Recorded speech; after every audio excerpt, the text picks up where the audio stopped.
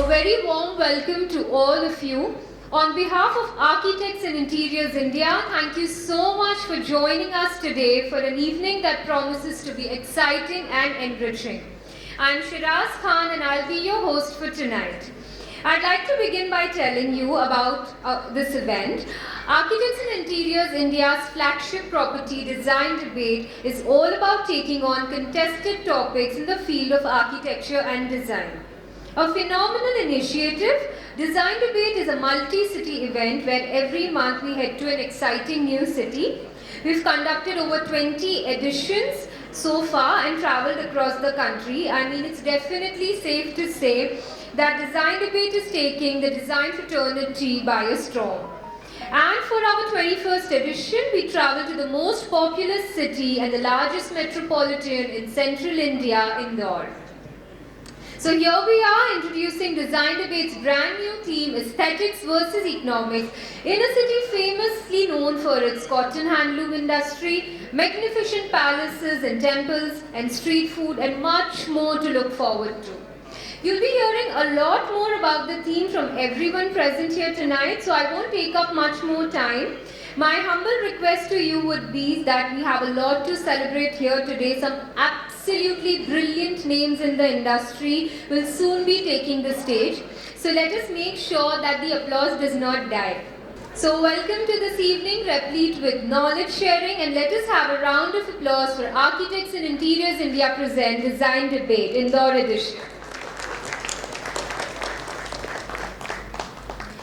So to begin with, let me call on stage the man who created and ideated this forum, Mr. Indrajit Saoji, Group Publishing Director of ITP Media Group, to deliver the opening speech. Sir, can we please have you on stage? भाई और बहनों, कैसे हो आप? Can't hear you. Indore, one of the largest metropolis in India, central India rather, financial capital of MP, and an education hub. I guess the only city in India boasting IIT as well as IIM. There can't be a better place to discuss on today's topic, aesthetics versus economics, when it comes to business of architecture. It's my absolute pleasure and honor to welcome you all to this Indore edition of Design Debate. It's overwhelming to see you all in person and to see the hall full to its capacity. I apologize for the people who we were not able to allow in the hall because of the limited capacity. Though our hearts are large, but we have a limited seating arrangement in the hall. For that only reason, we had taken this event live, and I'm told a lot of people have already joined us live on our YouTube channel and our Instagram handles. So good evening to the people who are online with us. And a big thank you to our curator, Mr. Manish Kumarji. I can't see him. Here. Thank you, sir. A big thank you to you. Despite his busy and impossible schedule, he has readily agreed to curate this event and help us put this entire content together. A huge round of applause for him. And a huge round of applause for each one of you for being here today and making this event possible.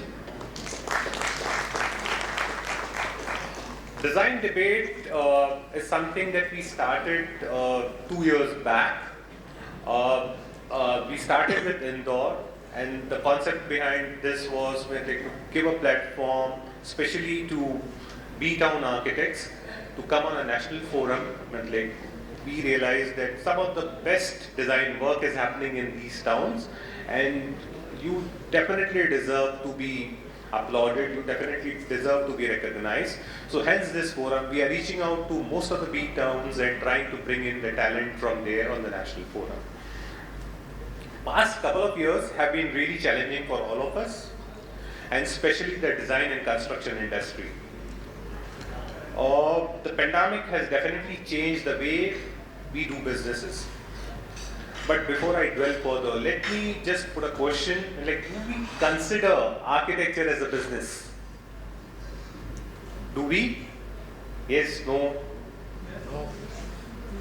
See, a lot of our designer friends are still hesitant to call it as a business. The most common complaint I hear from architects is that architectural school didn't teach them enough about the business of architecture. Although students take professional courses in architectural school, but most of them begin their career knowing very little about business. But believe me, the better you understand the economics behind a particular project, the better you can manage your time, the better you can increase the chances of the project being successful. You may broadly classify the business of architecture in two parts, economics and the other most important part, arts or aesthetics of the business. You must manage both efficiently to run a successful practice. If you falter on one, definitely it's going to you are going to fail in a particular project, or you are going to fail in your practice. And you all are a profession where you really can't afford to falter. As they say, a lawyer defends your past. A doctor ensures that you are healthy and running on the present day. But you as designers have a potential to impact the future of generations to come. You are the one who designed the skyline of the city. The past designers who have done some marquee projects are like the wonders of the world today. So you have a huge potential to shape the future of the city, the future of the country, the future of the nation. So we as designers need to be very cautious on our actions, and especially in a growing country like India, where they say that 70% of the country is still to be built. And we as designers are only catering to a very minuscule tip, like 4 to 5%, I guess we are still able to reach only 4 to 5% of the entire population. So the potential is huge and there is immense scope to grow.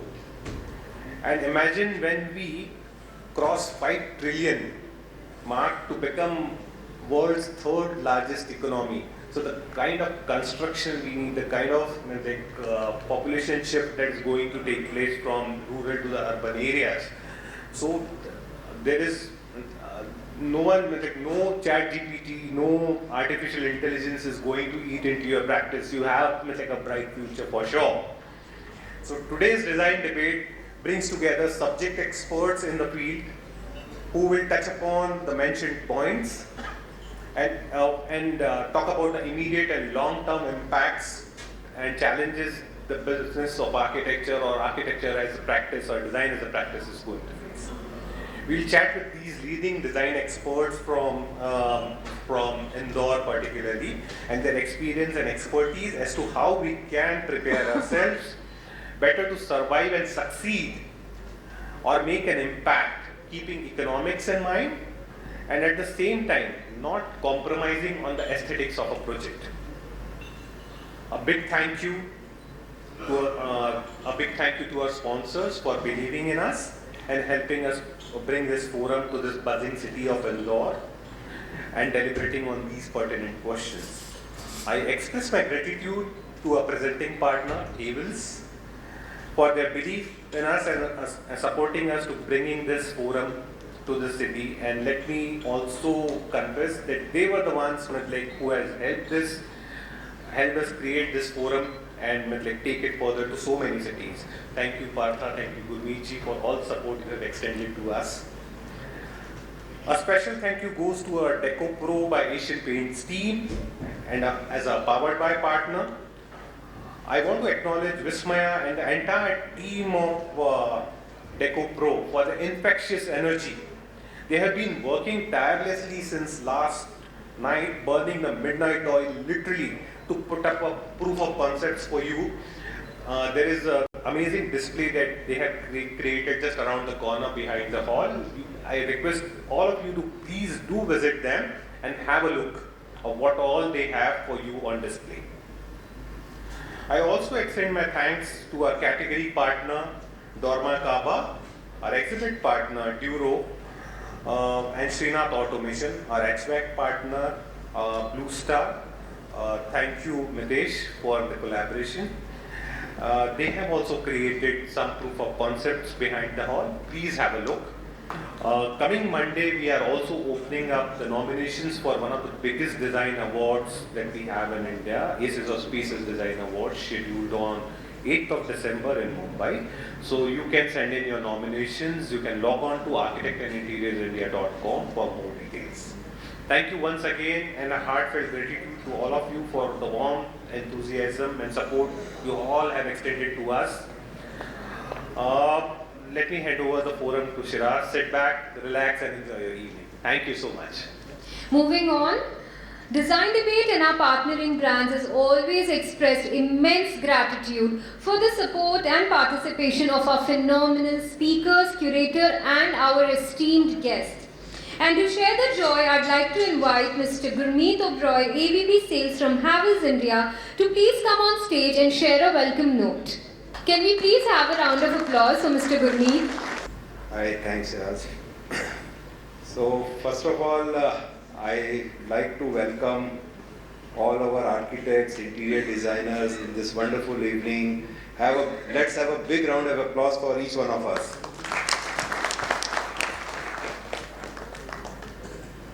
Sir, काफी लोग, I think most of you are looking very serious. I have heard that architects are very serious guys. Nobody smiles, is it? Let's smile, guys. We are in the cleanest city of India, and we should be proud of that. So let's have a big round of applause, yeah. Come on. Thank you. Okay, so I think thank you. Indeed, you made my speech little easier, because you have touched all the points. I have nothing to say much about about Indore, about this event. I think everybody is aware of it, and we all are really excited to and curious to see about the topic which has been chosen, economic versus aesthetic. I think you have rightly said that one has to keep the balance, but that balance gives a lot of pressure to people like us. And when it comes to Havells, we always believe in giving something unique, something innovative, something new, and we keep on working on that. But there is always being a pressure to be economical at the same time. So I think that's the biggest challenge which we all are facing, and which we all are going through. But I would just like to give you a brief about what Havells is all about and what's the journey of Havells in last so many years. See, we started this organization, we started this company with in 1958, and our founder chairman, Mr. Kimat Lai Gupta ji, he was having a very small shop in Bhagirath Palace, New Delhi, and he was a dealer, he was a trader, and but his vision was very clear that he wants to do something great in coming years. In 1971, he decided to buy a brand at that time. I think that time there was a brand called Havells, which and it was nothing. He just bought the brand, and he was very clear that he should go for the branded this thing rather going for the unbranded one. And the vision was very clear that he has to take this brand to the last level. Today, when I was talking to some of our friends, architect friends, they were saying that Havells to pata hi hai, it's a great organization. Everybody knows about Havells. But I think the efforts which has been put by our founder chairman was amazing. He started with the business where it was a meter business. छोटा सा meter को लेके उन्होंने start किया था. And gradually, when he was growing, he thought that this is the business which will have his own limitation. Why don't we enter into something which really excites the customer? So in year 2001-2002, he decided to move into fan industry, and that time there was a lot of competition. Fan to बहुत सारे players थे. That time a lot of players were there. And but he was very clear that I have to give something different to the customer, and why don't we only give a fan which is not only give hawa, but it looks good also.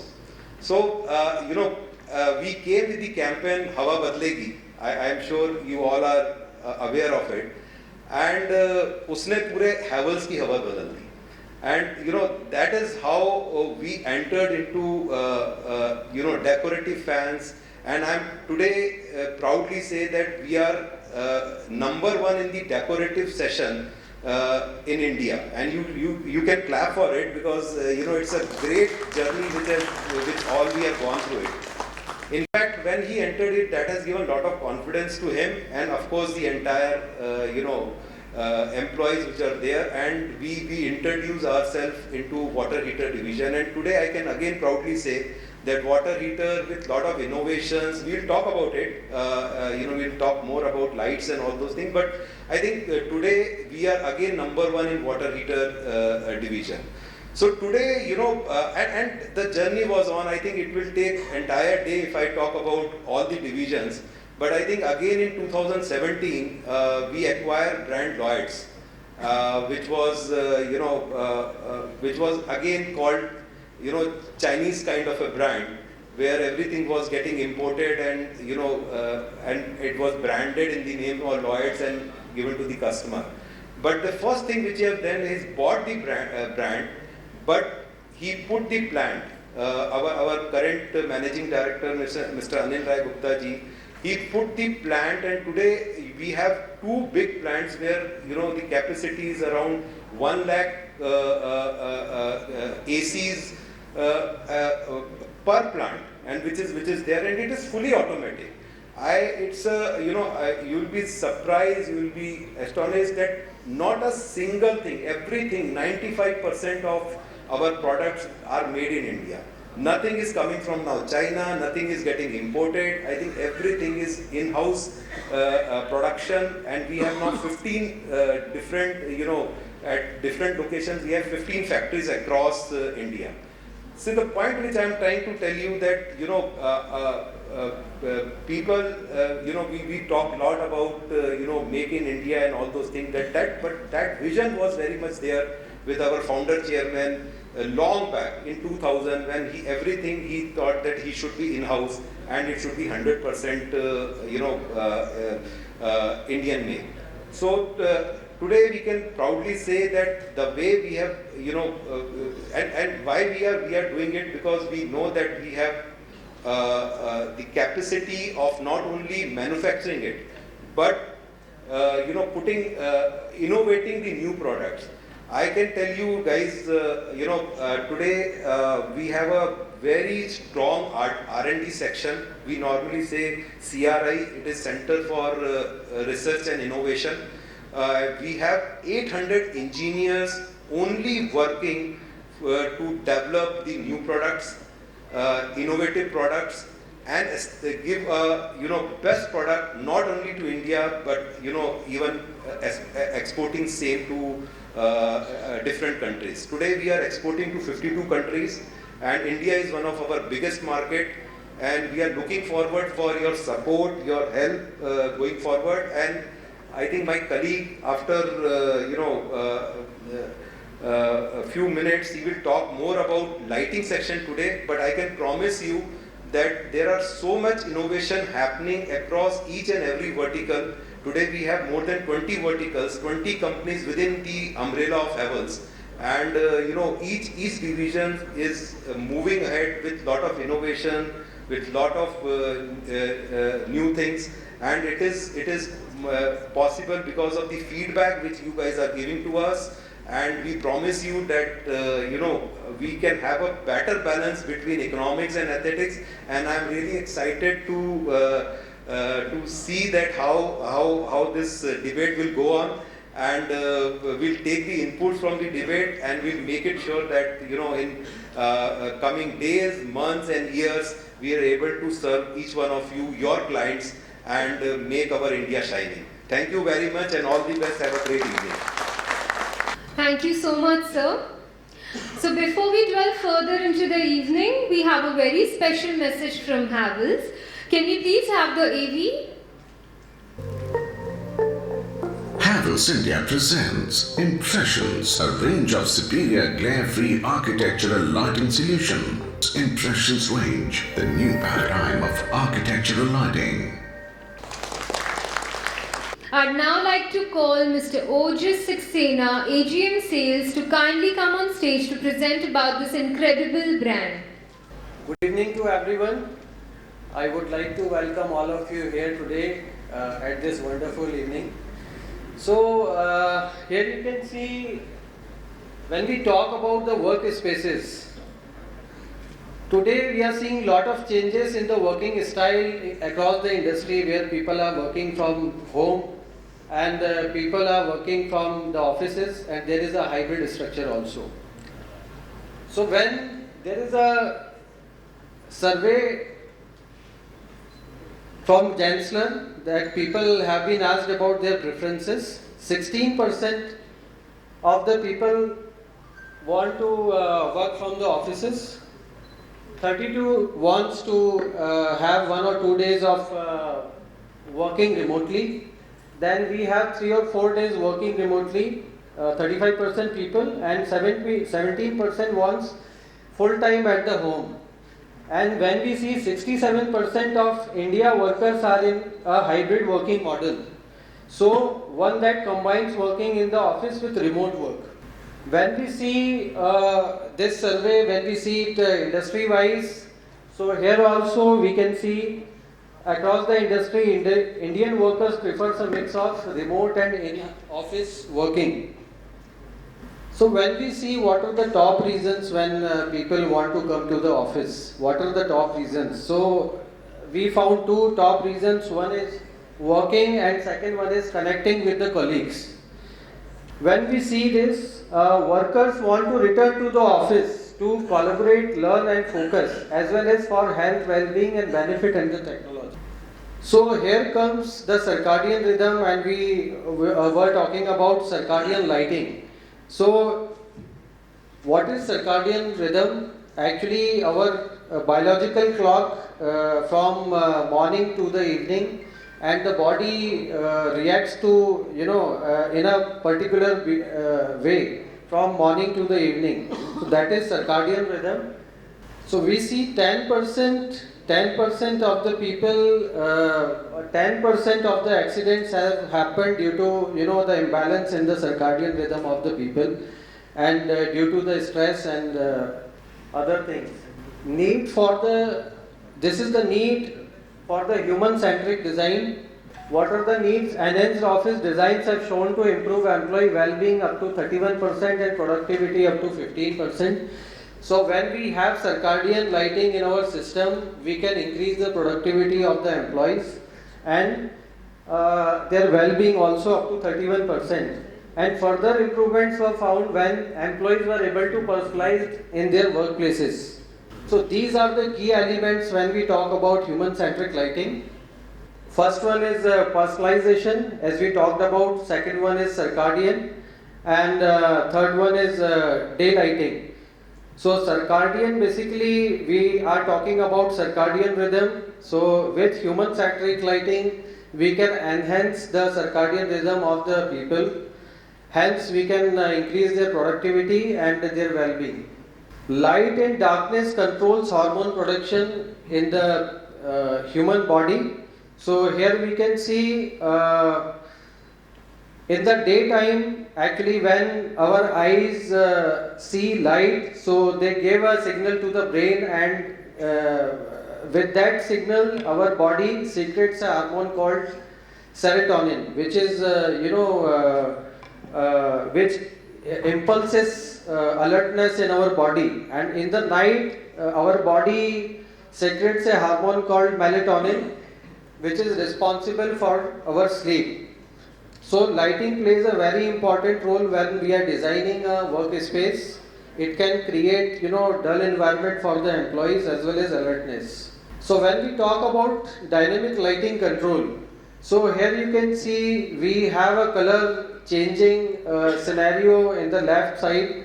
that the light changes its CCT as per the sun's color temperature from morning to the evening to maintain the circadian rhythm of the people.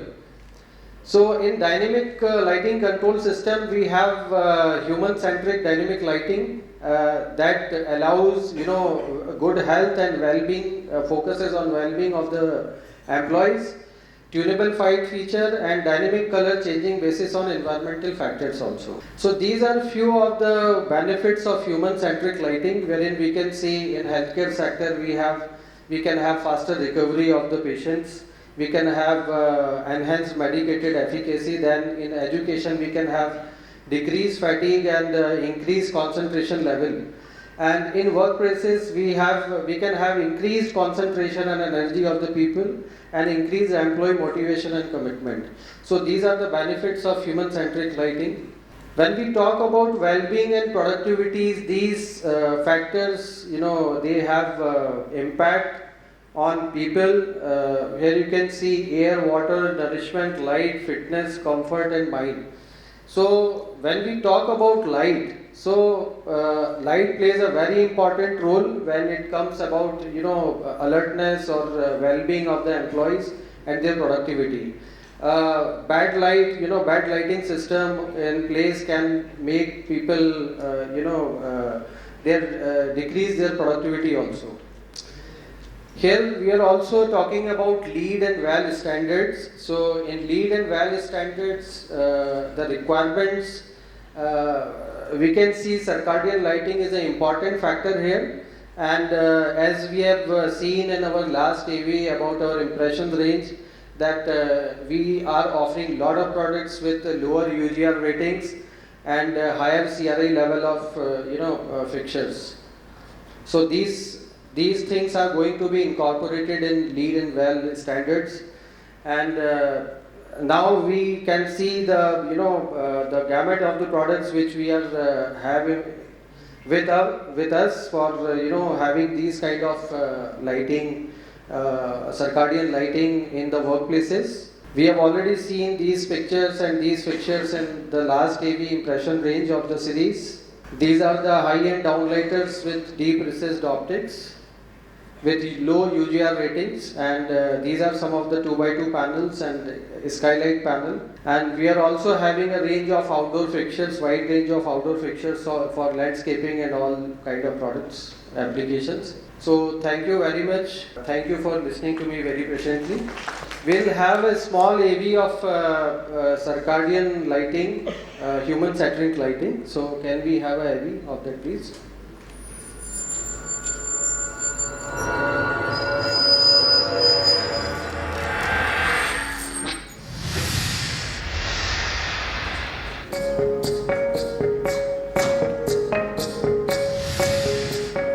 The stress of competition is forcing company employees to spend more time at the office and many a times, late in the night. Havells, making a difference. And moving further, we would now like to acknowledge yet another very, very interesting brand, Blue Star Limited. Can we please have the AV?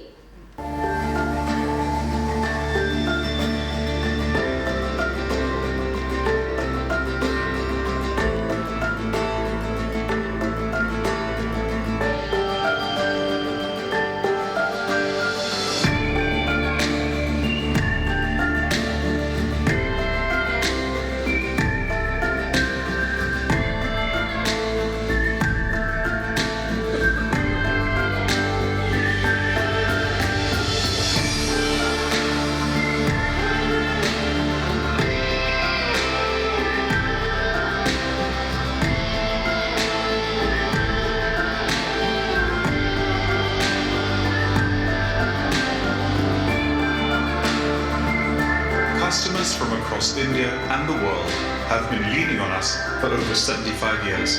Blue Star, built on trust. And finally, I'd now like to introduce to all of you the person who helped to form and curate the event by adding some of the most brilliant minds of the design industry to our panels, Next Gen and the Doyens. A postgraduate of SPA Delhi, he established his firm with the idea to build something that lasts and enhances the quality of the built environment and people's lives. The practice endeavors to employ technologies that sustain rather than pollute, that are durable rather than replaceable. As per him, a designer always takes inspiration from nature, and perhaps the greatest designer is God. He was the founder chairman of IIID Indore and was also the chairperson for the IIID National Convention held at Goa in 2018. His designs firm is the smallest private green building with platinum rating in the country and has also been awarded as the best eco-friendly office of Asia Pacific in the recently concluded International Property Awards held in Bangkok. He is fond of photography and conducts his annual solo exhibition by the name of Padao in Indore. Till date, 4 such exhibitions have taken place at his own art gallery. Ladies and gentlemen, please welcome the curator of the evening, architect Manish Kumar, principal designer Manish Kumar Design Cell. Sir, can we please have you on stage?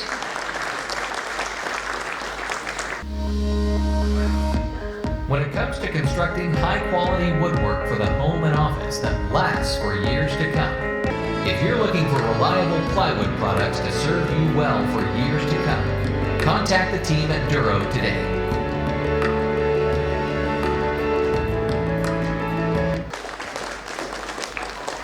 Thank you for the AV, it was really interesting. And now going back to meeting and greeting our dear curator, Mr. Manish Kumar. Sir, can we please have you on stage? Friends, design debate. Design and debate, दो चीज़ें हैं इसमें. जब हम लोग personally आपस में मिलते हैं तो we discuss design in detail. कई बार क्रिटिक बन जाते हैं, लेकिन जब पब्लिक प्लेटफॉर्म पर आते हैं ना तो वी बिकम सिंसियर और हम लोग डिबेट करने की जगह we try to adopt safe mechanism. तो design debate I think today is a very good word and a platform and we have 2 panel discussions. एक यंग प्रैक्टिसेस. कई बार यंग प्रैक्टिसेस के काम देखते हैं तो ताज्जुब होता है कि इतनी कम एज में and the kind of maturity which they are doing in the design is phenomenal. हम लोग तो कभी कर नहीं पाए थे ना उस तरह का काम उस एज में. कई बार पुराने काम देखते हैं तो स्माइल आ जाती है कि बॉस कैसा काम कर रहा था. And then we have doyens, matured, seasoned, gone through lot of experience doing timeless kind of designs, and the debate should be very interesting. This debate may touch lot of areas where I would try कि एक debate instigate हो wherein we are free to give our opinions. Interesting करना है ना, नहीं तो otherwise audience के लिए बोरिंग हो जाता है. तो we will try to take this debate in a direction in which the panellist would come out, give their opinion, voice their opinion, and I think it would be very interesting for the crowd. Of course it would touch design, it would touch aesthetics. अगर समझें अपन special design को समझने की कोशिश करें तो हजारों साल पहले, लाखों साल पहले design was a need, evolved as a need for shelter.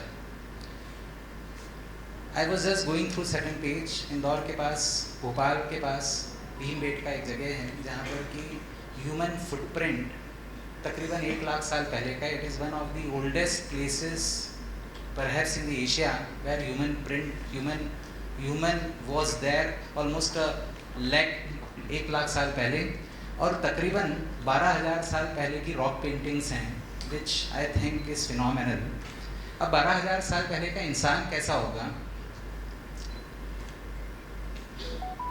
Imagine करने की कोशिश करें तो हो सकता है गोरिल्ला टाइप का होगा, क्योंकि इवोल्यूशन ऑफ स्पीशीज हुआ है, तो उस टाइम भी there was a need for a space, and when there was a space there was certain kind of aesthetics. Otherwise वो रॉक पेंटिंग्स क्यों करते, 12,000 साल पहले रॉक पेंटिंग्स क्यों करते? तो aesthetics is very natural to human genes. हम जहाँ भी रहें, हम उस जगह को सुंदरता के साथ रहना चाहेंगे, खूबसूरती के साथ रहना चाहेंगे. 10,000 12,000 साल पहले तो इकोनॉमिक्स तो नहीं था ना, इकोनॉमिक्स तो अभी आया है. तो अपन ये डिबेट करेंगे कि भाई ये इकोनॉमिक्स आया है तो इसने क्या क्या बदलाव ला दिया है. There is an aesthetics, there is an economics,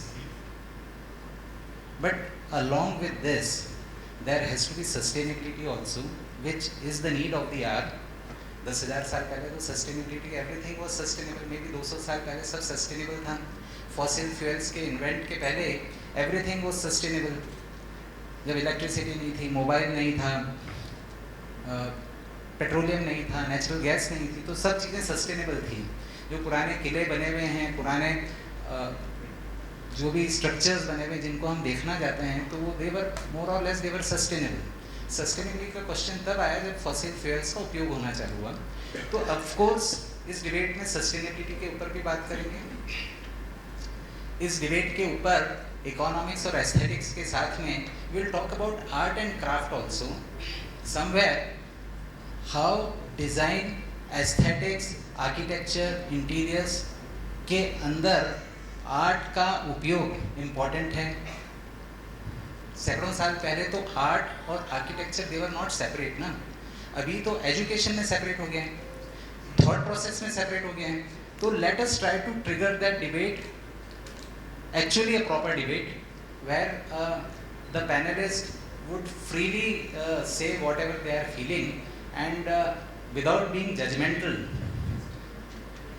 we will try to do this. Let us make it interesting. Of course इस डिबेट में मेरी रिक्वेस्ट पैनलिस्ट के साथ ये भी रहेगी कि let us not make it a routine question and answer session where I put one question and I pose it to all the panelists. Give me the liberty to put in, बीच में से कुछ निकाल के randomly किसी भी panelist के साथ कुछ पूछ लें. One, and secondly I would also like that we involve the audience also within the debate rather than पूरा सेशन हो जाए उसके बाद हम क्वेश्चन ऑडियंस के लिए डालें जब तक तो वाले पॉइंट्स पीछे चले गए हैं. तो if organizers can have some mic in between, and if in between somebody raises a question जो उस particular point of time पर relevant है, they can put it to any of the panelists and then the panelists can also answer, so it would become interactive. So let us make this whole exercise interactive, interesting, and that would be my total attempt to do this thing. Usually कुछ साल पहले तक मैं भी audience की तरफ बैठता था तो most of the times I think it becomes boring. बहुत सारी चीज़ें, बहुत सारे ज्ञान की बातें या बहुत सारे नॉलेज की बातें करें तो कई बार ओवरडोज भी हो जाता है. तो unless it is interactive it is not interesting. So I will try to make an effort to make this debate as interesting and as interactive as possible. Would like your cooperation in doing this, and we panelists who are more or less friends, and the best part is we have very creative young practices doing phenomenal work, doing lot of inspiring work, and we have very senior practices at the same time who have done and who are still doing very good work, and it is a very interesting mix to share their thoughts, to know their ideas, how they perceive design to be. So let us look forward to a very interesting session today. Thank you so much. Thank you so much for such enlightening and kind words. Now I'd like to invite Mr. Parthak Karmakar, Business Head, Professional Lighting Havels, and Mr. Indrajit Saoji, Group Publishing Director, ITP Media Group, to kindly come on stage and felicitate our dear curator.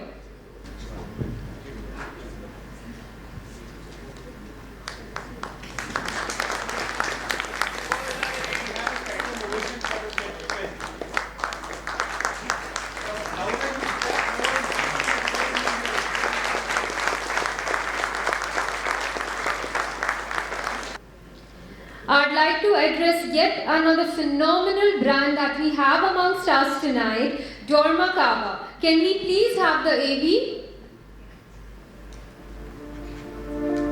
Humans are social beings. We create buildings, cities, places where individuals come together and build communities. These are places to connect, stay, and love. Places to care for the generations that came before us. For every place that shapes a community.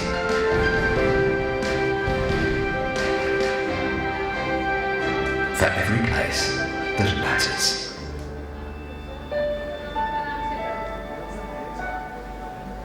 I now request Mr. Prashant Kumar, Manager Architectural Specification from Dorma Kaba, to please come on stage and present further about this incredible brand.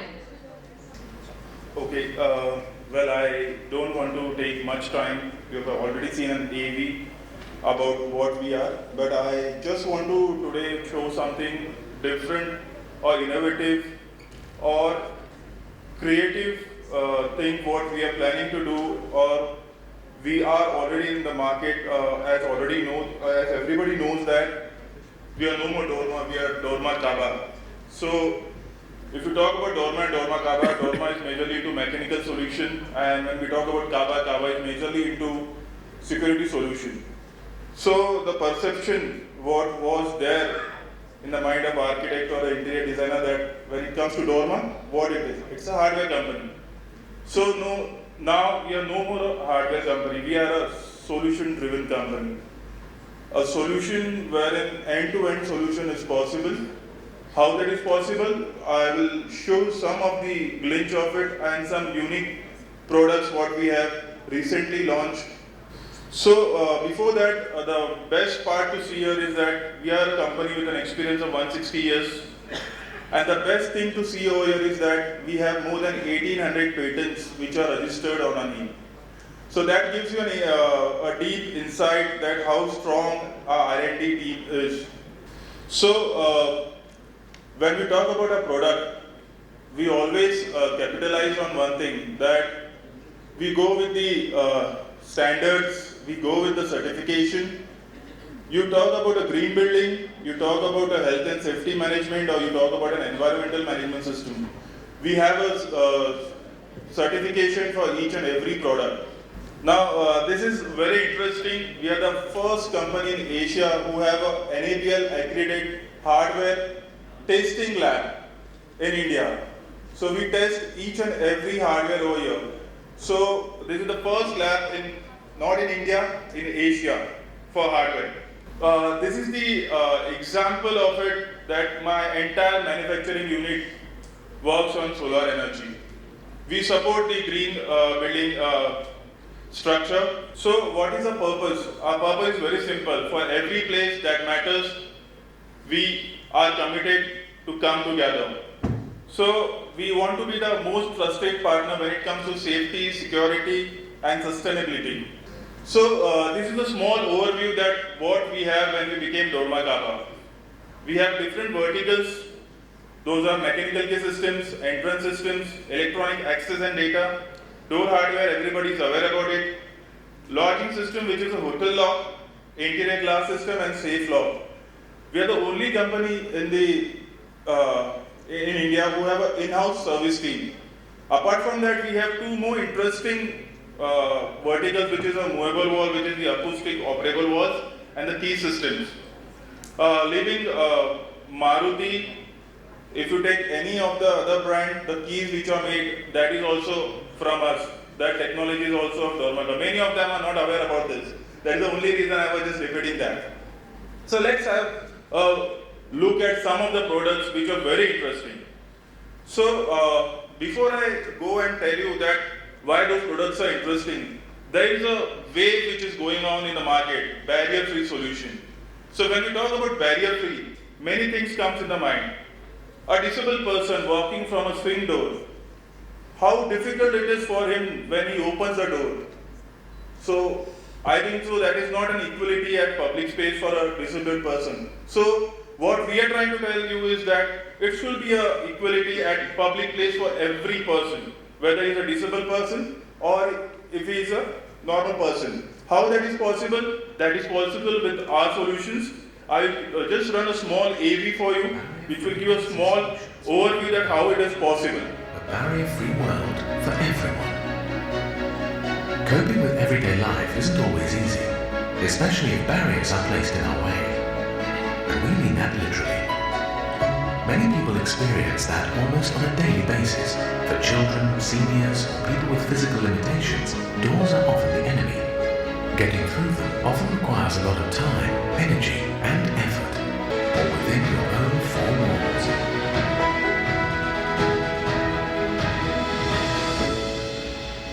A barrier-free world for everyone. So this is the vision of Dharmadaba, what they think about, what they want to do in the coming years. So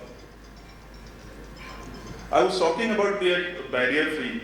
So we have such types of hardwares wherein we can create that barrier-free by using such hardwares. I'm not going into detail.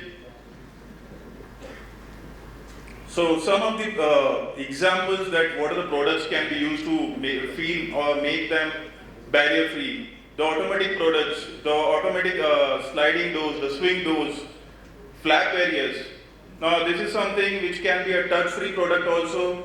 It can be as the barriers which you are seeing on the screen can match any of your theme of your design. If you're telling me that I want this in this shade, I can do that. I can increase the security of this barrier in such a way that if a person is trying to jump from that barrier, still there will be an alarm which can be gone. So I can raise the security as per the requirement of your project or your customer. Swing doors. You can see only a small child is able to open the door. Why that is possible?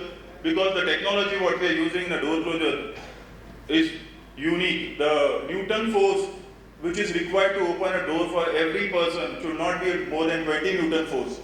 So we have such types of technology within our door closures. Let's talk about the mechanical key system. Now this is really interesting. You have everybody has seen a lot of cylinders and keys, but this is something really unique. The combination of the cylinders you might have seen is a 5-pin cylinder or a 6-pin cylinder. What I am showing you is something which has a combination up to 26-pin combination of cylinder. The most important part is this can't be patented. If you lose a key, you have to come back to us. That's secured it is. If you take a key to a key maker in the market also, you can't duplicate it. It is anti-drill, anti-bung. So very secure. You tell me if you want one key for your entire project, we can do that also. Or 100 keys for an entire project, that is also possible. So with one key you can open your entire project doors also. The second part which I am showing is a demountable partition. Everybody knows what is a fixed glass partition. But what we have done something different is, let's see that. What we have done is that we are the only company who have the certifications in this with stability, environmental and acoustic. We have made a lot of changes also in the drawing.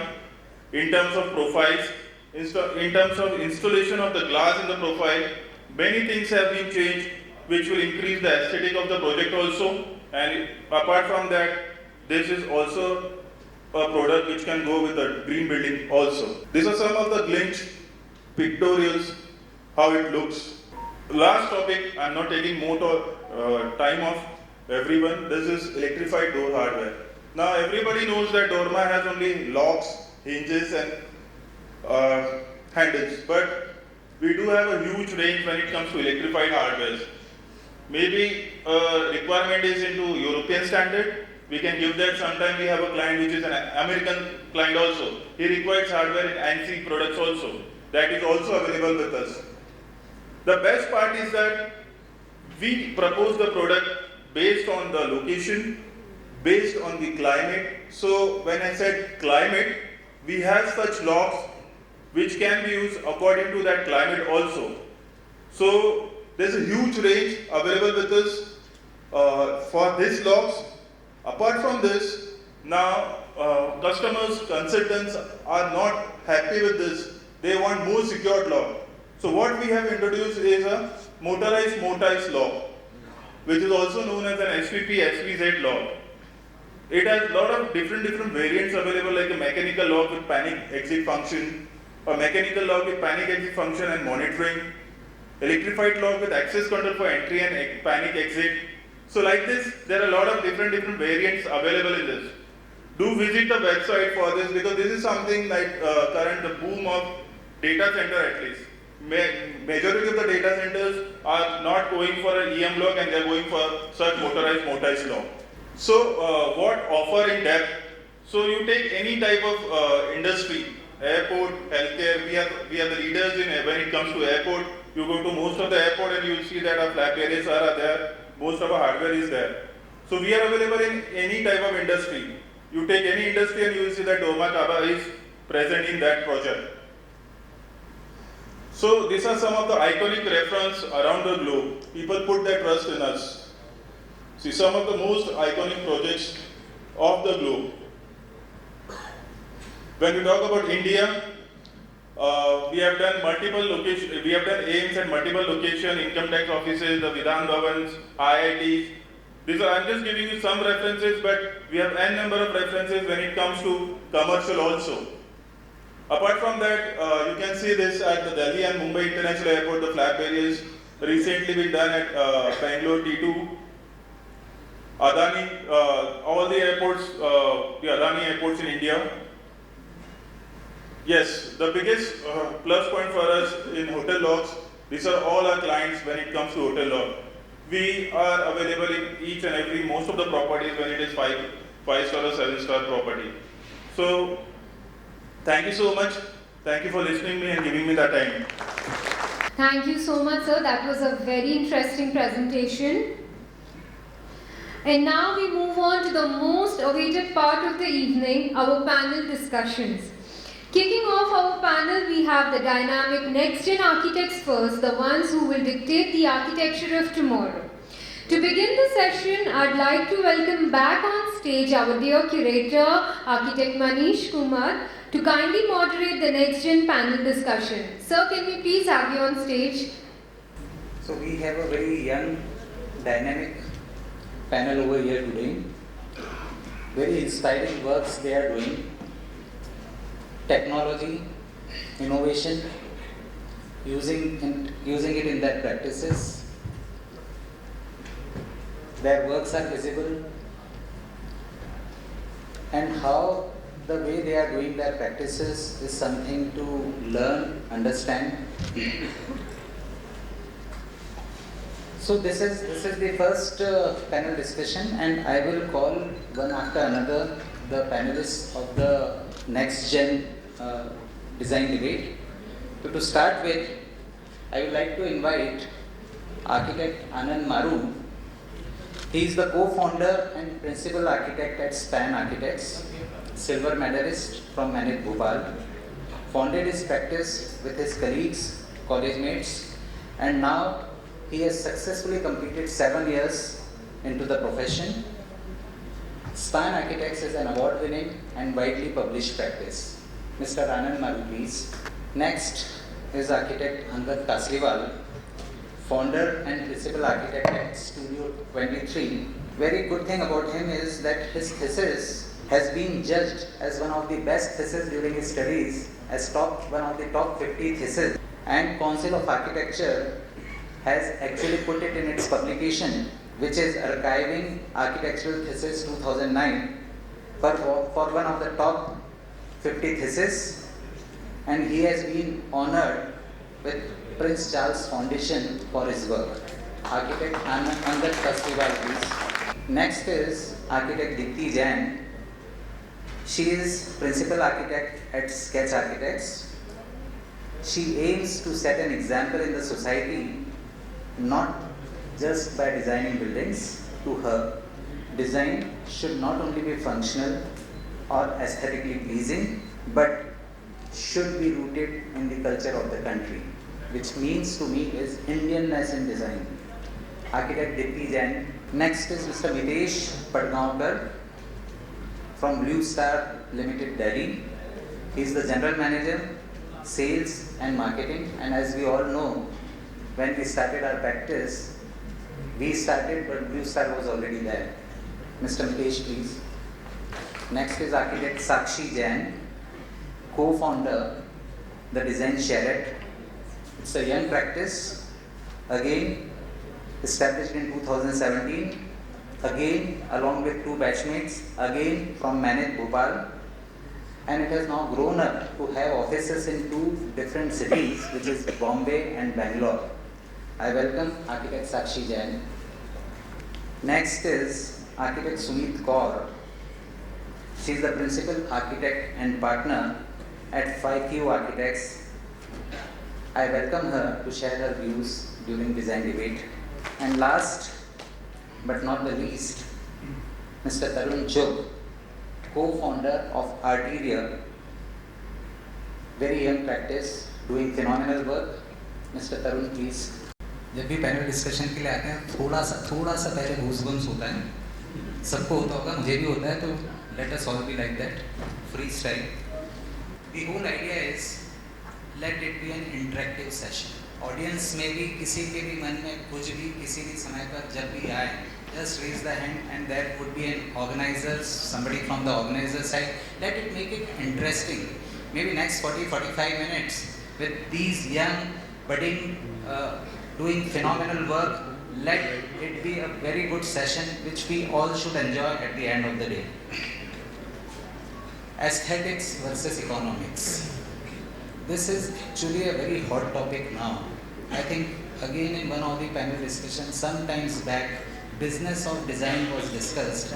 This is somewhere close to aesthetics and economics is again talking on the same line. So to start with, let us try to understand in very short 1 or 2 lines what does our panel think about aesthetics and economics. Economics can be from 2 points of views. It can be from the client's point of view. It can be from your own practice point of view, how to sustain your practice, what are the fees, whether you get business, the fees are low. It can be anything. So let us try to understand one by one on this particular point, aesthetics and economics, starting with maybe Angad. What you think about aesthetics and economics in very short? So hi everyone, very good evening. I think aesthetics relates to the whole idea of experience of any space, and which further relates to involving all the 5 senses that we are surrounded with. And economics, when we talk about simultaneously, has to do with the idea of affordability. That how affordable any idea of aesthetics can finally be achieved, and that's how both of them can be related. So Anand, he said affordability. I will just try to pick up because otherwise. So affordability is design only about affordability now. India is a growing country. A lot of money is there. People are spending like crazy. So I think at times, do you think economics is governing aesthetics? To some extent, maybe in urban scenarios, it governs. But if you go in rural India or the remote areas, I think those aesthetics are still there, which were used to be. And to some extent, economics is not governing those spaces. So, Ditiji, you have mentioned about Indianness. Indianness is something which is very close to me. Of course, there is a lot of aesthetics. You don't have to follow blindly the West. At times, it is affordable also. So, what are your views on aesthetics and economics? Actually, I have a very clear-cut view with respect to architecture and aesthetics. To me, aesthetic can't be separated from architecture. Architecture has to have that aesthetic feel. We can't create without giving a form or beauty or artistic touch to any line in the space. So aesthetics is inherent to architecture, but before aesthetics we have to follow function, which is more important. So, and at the same time, as you said, in India we have a cultural diversity. So here we have different type of climates as well. So the architecture in totality has a different meaning with respect to various regions, locally available materials, and hence economics versus aesthetics. Okay. So very interesting point of view. Yeah. Now we have from the other side who actually day and night are dealing with designers and at the same time mainly involved in economics. So what is your take on how you take aesthetics and economics from the company side or from the trade side? So first of all, good evening everyone. Of course, these are all subject experts here and I am from HBC background. For me, aesthetics is something different. Aesthetics for me is, you design the product, you design the system, and for that particular your views, we have to match that particular expectations. So for me, aesthetics is nothing but when the machines are getting installed, any air conditioning is getting installed.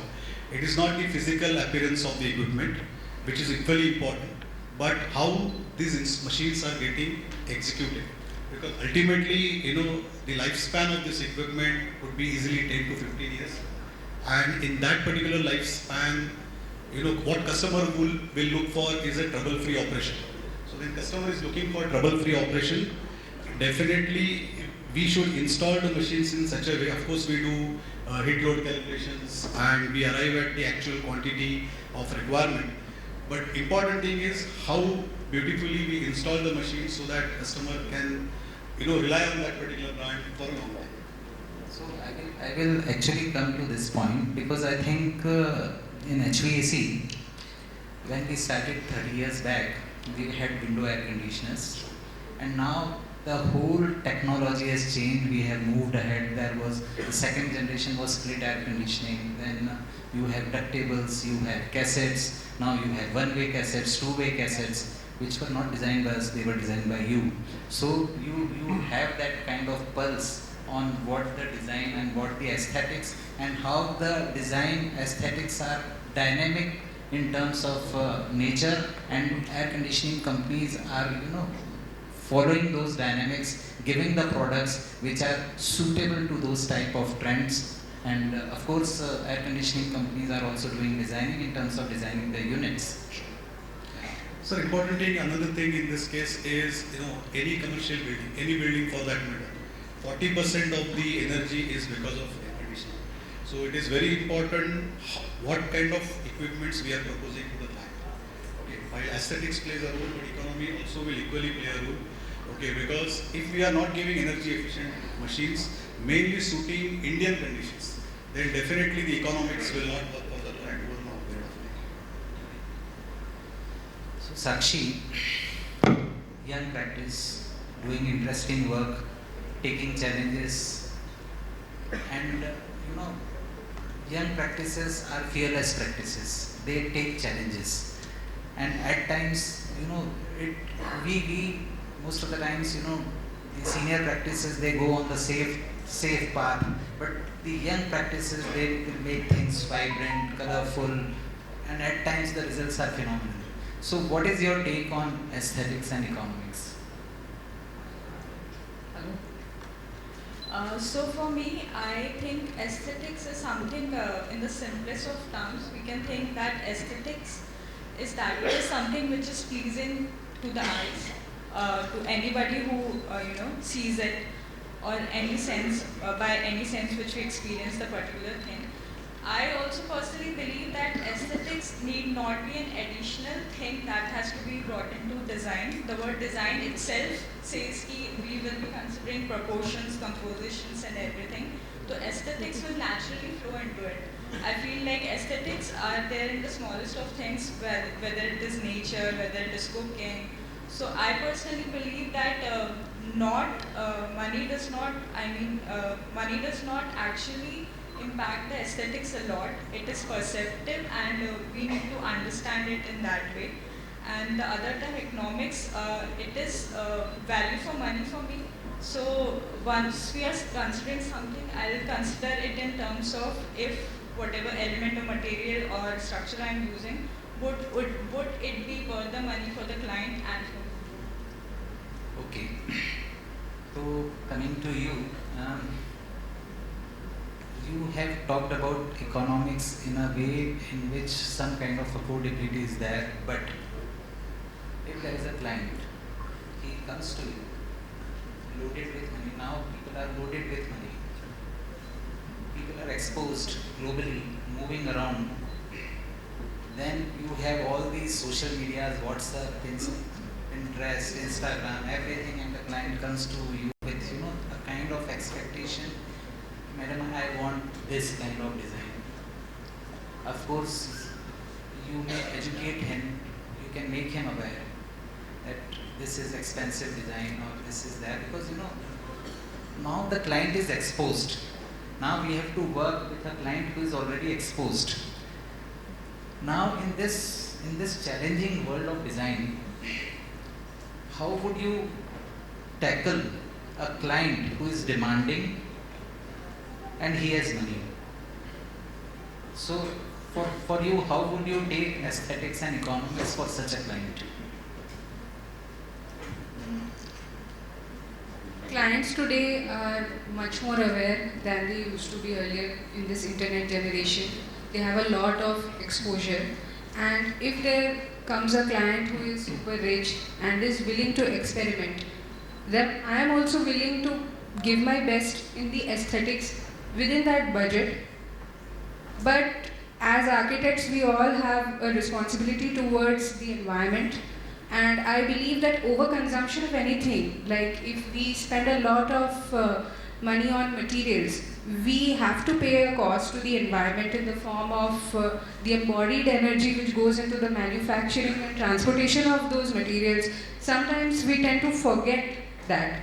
And I would rather prefer designing in a way that we cater to the client as well as it is within his or her budget, yet reducing the environmental impact. So this brings to a very interesting aspect between aesthetics and economics. In this triangle, there is one more point, which is sustainability, Exactly. which is a responsibility not only of designers but also of end users and client, which means person who is loaded with money comes to you, so there is some kind of education which goes. So Tarun, how you would like to handle such a client who is coming to you and demanding, suppose I am looking for a European design, I am looking for something which is like a Roman villa or something, and of course there is again there may be a fourth factor, which is a skill. You can dream, you can aspire, but to put it on the ground, interestingly, again it is a challenge with the kind of skill set which is diminishing in the country.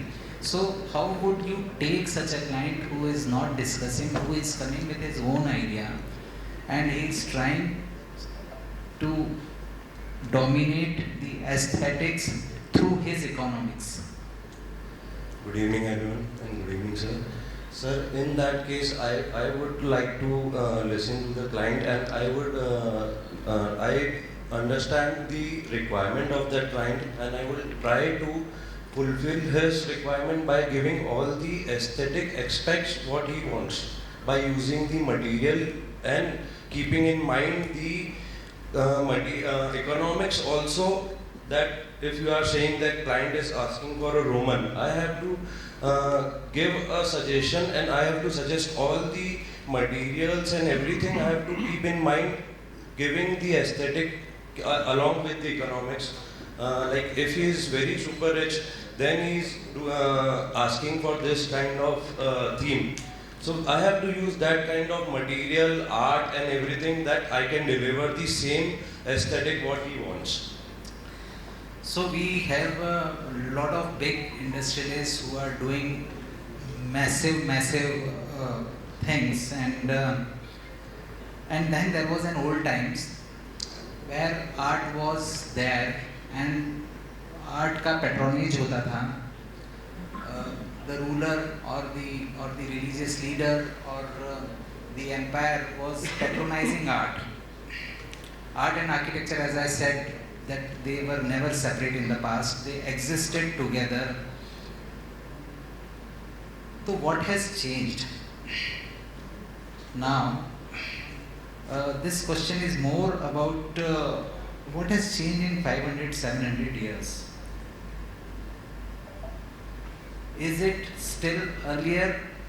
I am talking in general. There may be some isolation cases wherein some people who could not afford, but still they were, it is a natural instinct to make things beautiful. But then those, आज भी हम अगर as a tourist imagine करें ना, अगर हम जाते हैं कहीं पर भी बाहर जाते हैं तो आप समझो इंदौर ही आए हो, इंदौर में कोई व्यक्ति आउटसाइडर आया तो what he would visit as a tourist. आप दिल्ली जाओगे, what you would visit as a tourist? Would you visit new buildings which are in millions, or you would visit those structures which were in Mughal times made? तो somewhere वो वाला point भी मेरे मन में आता है कि art and architecture which happened and then design which happened, was it elitist? Was design always elitist in nature? अब ये डिबेट है. Of course there is another side of it, but I am trying to put you only on one side. कि is design only elitist, or is this profession required only by elite people, rich people? So architecture, when we talk about, and earlier the first speaker talked about how a lot of people still do not talk about architecture as business, is for the reason because business is easy to do. To maintain the whole ideation and architecture and letting the art be intact and as virgin is a very difficult idea. And that is also, I will quote a very good example from Indore itself. So if we talk about Shri Devi Doshi's project Aranya when it was originally made, it's a perfect example of how economics and art context, vernacular architecture, sustainability, requirement, everything had come together to give a particular product which lived a good life till the user experiences changes altogether. So basically we cannot really say that's an elitist concept. It is something which, and that is where our versatility lies. Because if somebody comes to us with some X amount, you cannot really stand up and say that you cannot live a happy good life into a very aesthetic setup into this. So it is your versatility, how you deal with the client and try to produce something which is under his budget, as well as trying to satisfy your own aspirations. तो ठीक है ना, तो उसमें suppose there is a person who comes to you, he has a very small footprint, बहुत ही छोटा उसका plot है और उसको एक घर बनाना है. अब समझो 800 फीट का प्लॉट है, उसको एक घर बनाना है और उसकी अफोर्डेबिलिटी भी बहुत कम है. Would you as an architect, of course he is looking for space utilization, of course he is looking for the right kind of work which can be done, which can be beautiful. Of course everybody wants their home to be beautiful, पर अब उसमें तो आपका economics ही नहीं बैठता है. So do you think that the fraternity also has a responsibility for doing such kind of work, encouraging such works to do it? So I feel we should take such projects where people can actually afford architects who are not who cannot afford architects. So there are very good projects which are being done on small sites with very restricted land areas, and they are phenomenal. Very big architects have done very good works. So they are examples in front of us, and you have your every architect has his or her own style, how he can deal with a small size of plot as well.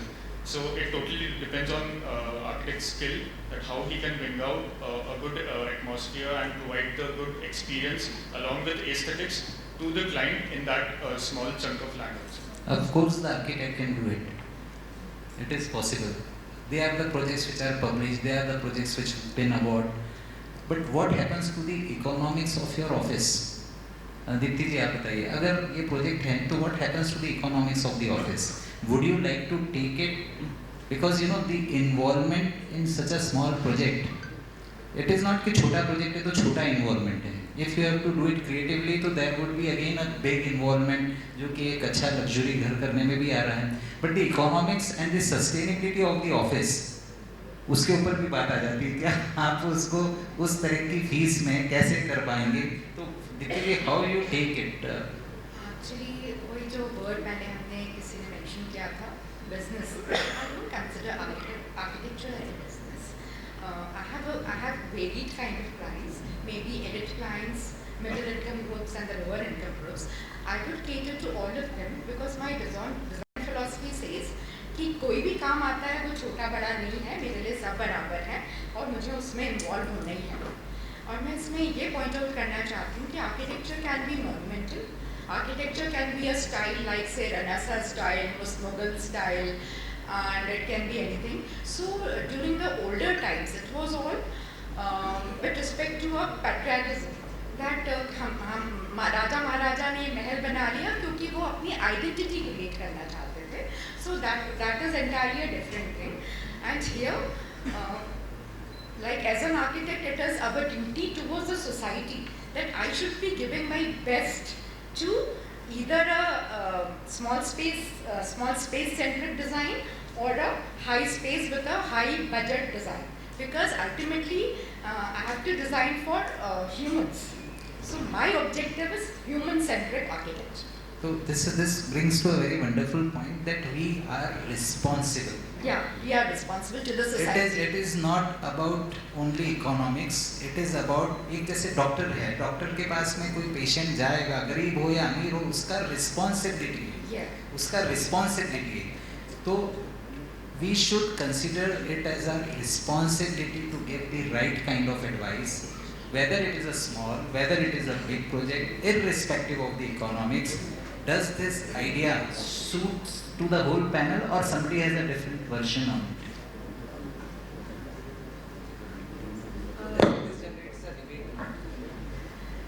I think in my honest opinion, we do say that we should take up these projects, but I don't think at this point in my career I would be very open to taking up something like that. We do take up things like that, but then again we would always reduce the scope of work. We might advise them, we might help them out, but taking out in simple words, my passion and my priorities will be different. Like my priorities will always be the client or the source of income for my entire office. I can do it as a passion project if I have the time, but this won't be my priority at this point in my career. I think this is very true, because responsibility towards the society and also responsibility towards running your own office. You have a salary to pay, you have a bijli ka bill to pay, you have there are so many other expenses which have to be done. So I think there can be a mix. I in my practice I always consider this as an academic project. It will not sustain my office, but it is a part of my responsibility. So there would be some clients who will pay me, and there would be some clients who will not have money but who are looking for good design. So when such clients come, it is more challenging than designing something for a very rich client. So I call in my office all such projects as academic projects, which gives us our own satisfaction that yes, you can do it in this kind of budget, because it challenges your whole kind of working style which you have been doing. So you have something to say, Tarun, on this? You are smiling. I would like to say here that everybody is saying that we have a responsibility and we should do a small projects, but truly speaking, after some time, like if you are practicing from 10-15 years and you are getting elite clients and you reach to that stage where you do the projects with high-end budgets and everything, And when at that same time a projects come for like very low budget or something, I personally think some people have tendency that they say no, or sometimes they don't do work for this type of client. This is practical what I think. And I think we should have a team that, if we're talking about responsibility, we should have a team that do that projects or something to expand our office also. But truly speaking, there is a stage where you say no to that clients and you stick on the high-end projects. This is practical. So Tarun is very honest कि sustainability for the society and sustainability for the own office, they both have to be looked together. अगर इस तरह के projects को करना है तो पहले तो खुद का घर तो संभले ना, फिर ही तो अपन बाहर चैरिटी कर पाएंगे. तो चैरिटी बिगिंस एट होम. जब माइकल एंजेलो ने सिस्टीन चैपल बनाया, आज इस तरह के आर्ट के पैट्रॉन्स रहे नहीं.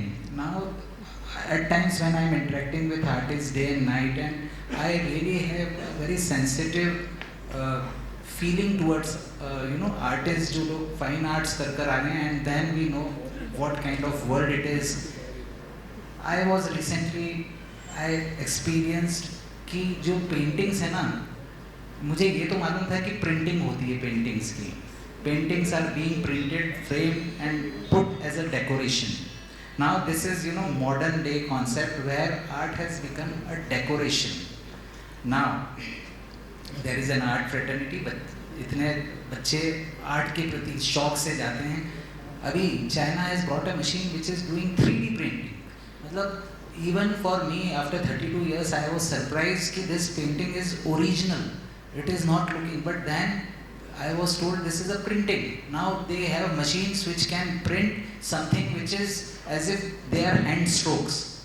And then we again have this Sistine Chapel जहाँ इतनी हाइट के ऊपर माइकल एंजेलो मचान लगा के गर्दन ऊंची कर कर महीनों तक, हो सकता है सालों तक, हो सकता है उनकी नेक में पेन हो गया होगा, वो करते रहे, and that kind of passion was there, and that is why it is invaluable, and that is why art and architecture from historic times had been an integral part. So this brings me to the another question, which is aesthetics. Art is a natural instinct. It had been 10,000 years back also, जब भीमबेटका में या अजंता एलोरा में कुछ हजारों साल पहले rock paintings करी गई. उनको क्या मतलब था? उनको किसी को दिखाना भी नहीं था. They were satisfied with themselves. तो aesthetics was there. Economics का कोई मतलब नहीं था. Economics आज के समय में आया है. Art and architecture existed when economics was not there. They were not paid to draw this horse or to draw this human. They got their own satisfaction. ये economics कब आ गया? कौन इसके ऊपर बोलना चाहेगा? Economics came into being when the civilizations developed in various parts of the world. And like you said, China is today manufacturing 3D printed paintings which look as good as handwork. That has actually reduced the value of those paintings. It is affordable for the common man today. Earlier it was only affordable for the royals. But today very few people still have value for original handwork art. And I believe that we should, as architects, we should promote more artwork rather than using such printed and what we can say commercially available decor items. I fully agree that this kind of practice in which you buy ready-made prints online, printed prints online, of course there is a client who is a taker. Sir, you are from the trade side. ये जो question है ये air conditioning से related नहीं है. It is from an outside world question आपके ऊपर एकदम आ गया. आप आपका घर बना रहे हैं, आपके लिए घर सुंदर दिखना चाहिए. जब आप हाउस वार्मिंग कर रहे हो, घर सुंदर दिखना चाहिए. एंड आपका फर्नीचर बन गया, फ्लोरिंग हो गया, सीलिंग हो गया, and then your designer says कि sir there should be some authentic art something, and you go for the budget and this, and you know that the authentic art and artists, they are expensive, they work from the heart. अच्छा, बगैर heart से आप काम नहीं करो, print लगा दोगे ना, तो there is some natural phenomena, आप अंदर से कनेक्ट ही नहीं हो पाओगे. मेरा ये स्ट्रॉन्ग मानना है, anything which is nature, natural, there is something which is at a very subtle level, some vibrations which connect with what is made with hand. तो आप क्या करोगे आपके घर पर? आप उसकी डिज़ाइनर की बात मान के 5 लाख रुपया लगा दोगे आर्ट वर्क पे, या आप 25,000 20,000 रुपये में ऑनलाइन खरीदोगे? आपका घर तो सुंदर दिखे, क्योंकि आम जनता को तो समझ में नहीं आता है. It all depends on the budget at that point of time. Okay, so definitely, according to me, if the interiors are already done and the cost is a factor, okay, I would definitely go for the economical solution. अब आप economical पर जाओगे, लेकिन अगर मैं कहूँ कि economy पे भी जाना है ना, तो why don't you think of promoting original artist, original work, budding artist, young artist, those would be happy to do the work for few thousands. अभी तो ऑनलाइन इतना रूल कर गया है कि लेयर्स एंड लेयर्स चढ़ चुकी है ब्रेन के ऊपर, माइंड के ऊपर. We really don't know what we are actually doing.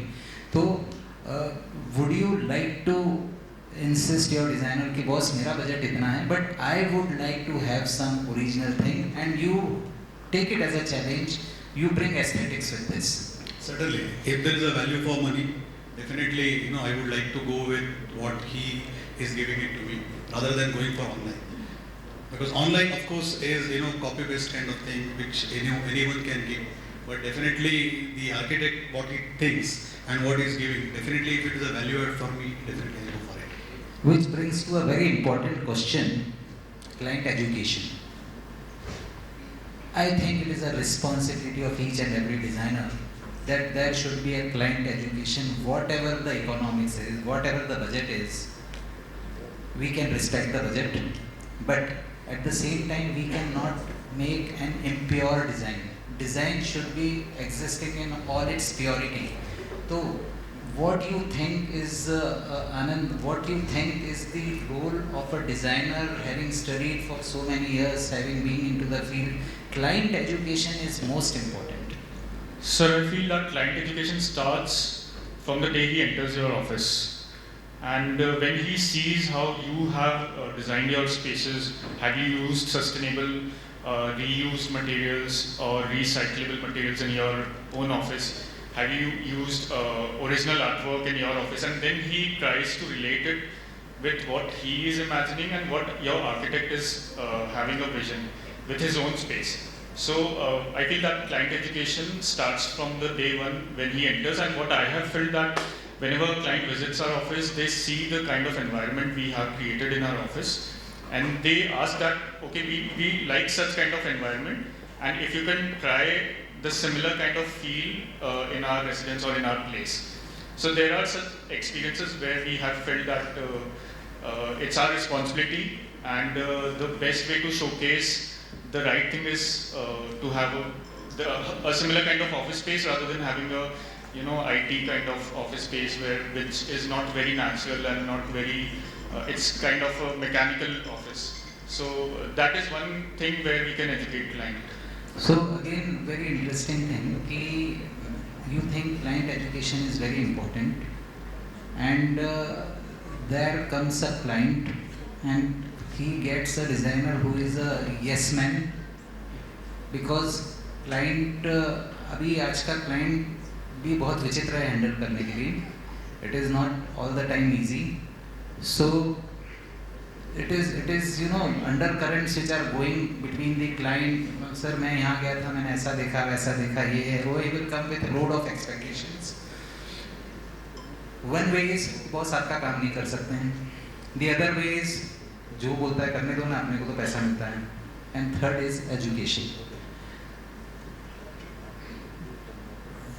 What do you think? आप बताएं कि आप कैसे इसको हैंडल करेंगे. एक है कि क्लाइंट इज फसी, either you leave the work और you try to educate, or you say yes sir and take the fees. I think saying yes sir is definitely not an option, because we have been appointed for a purpose. If we don't cater to that purpose, it doesn't make sense. So as we were talking about the art painting, I think what you said, ki educating the client is the utmost important thing.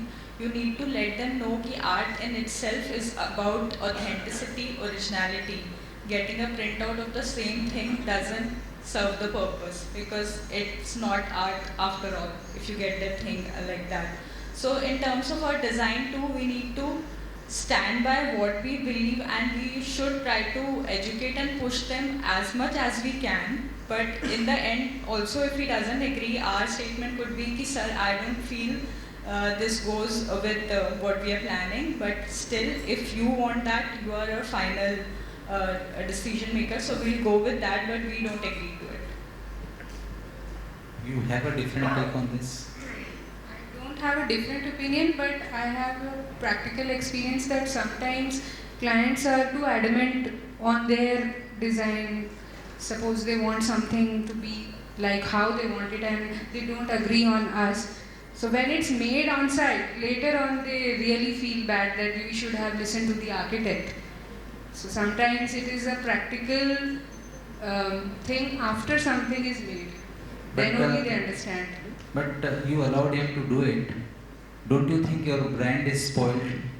I do believe that it damages brand reputation, but initially I try to push the client towards my idea. If that doesn't happen, then at the end I have to agree with him, because I am at the beginning stage of my career. I can't say no to each and every client. Sometimes I have to compromise. So most of the times, education, and for education one needs, to be very much updated with knowledge.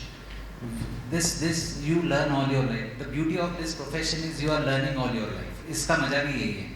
Maybe हो सकता है बहुत पैसा नहीं है, लेकिन the kind of respect we get because of the knowledge we have, that is important. We know, हाँ हमसे भी गलतियाँ होती हैं. मतलब we spend sleepless night. We know कि यार उस project में गलती हो गई. Something is bothering me. And if you have those sleepless nights thinking about कि how I can improve that, so of course at the end of the day there is a law of nature. You will get some idea, and that thing, I don't know किन लोगों ने ये अनुभव करा होगा. आपके project में कुछ भी चीज़ गलत हो गई है, and you are not happy. It did not go the way you wanted to. और client बोल रहा है सर अब इसका क्या solution है, and you are not able to find solution. But मेरे साथ ऐसा हुआ है कि मैंने कहा, and I kept on deliberating, and you never know, कुछ divine intervention होता है, one fine day you get a solution. तो आपका aesthetics achieve हो गया, client का economics बैठ गया, होता है. But I think ये बहुत important है client education, because if you always say yes, Tarun, if you always say yes, तो मुझे लगता है that is the easier way. It is satisfying client's ego, but not satisfying yourself.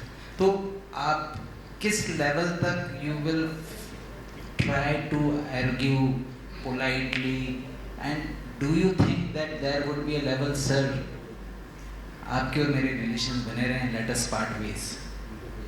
Do we have, or do the next gen have that guts to say no in between, ki sir, let us part ways?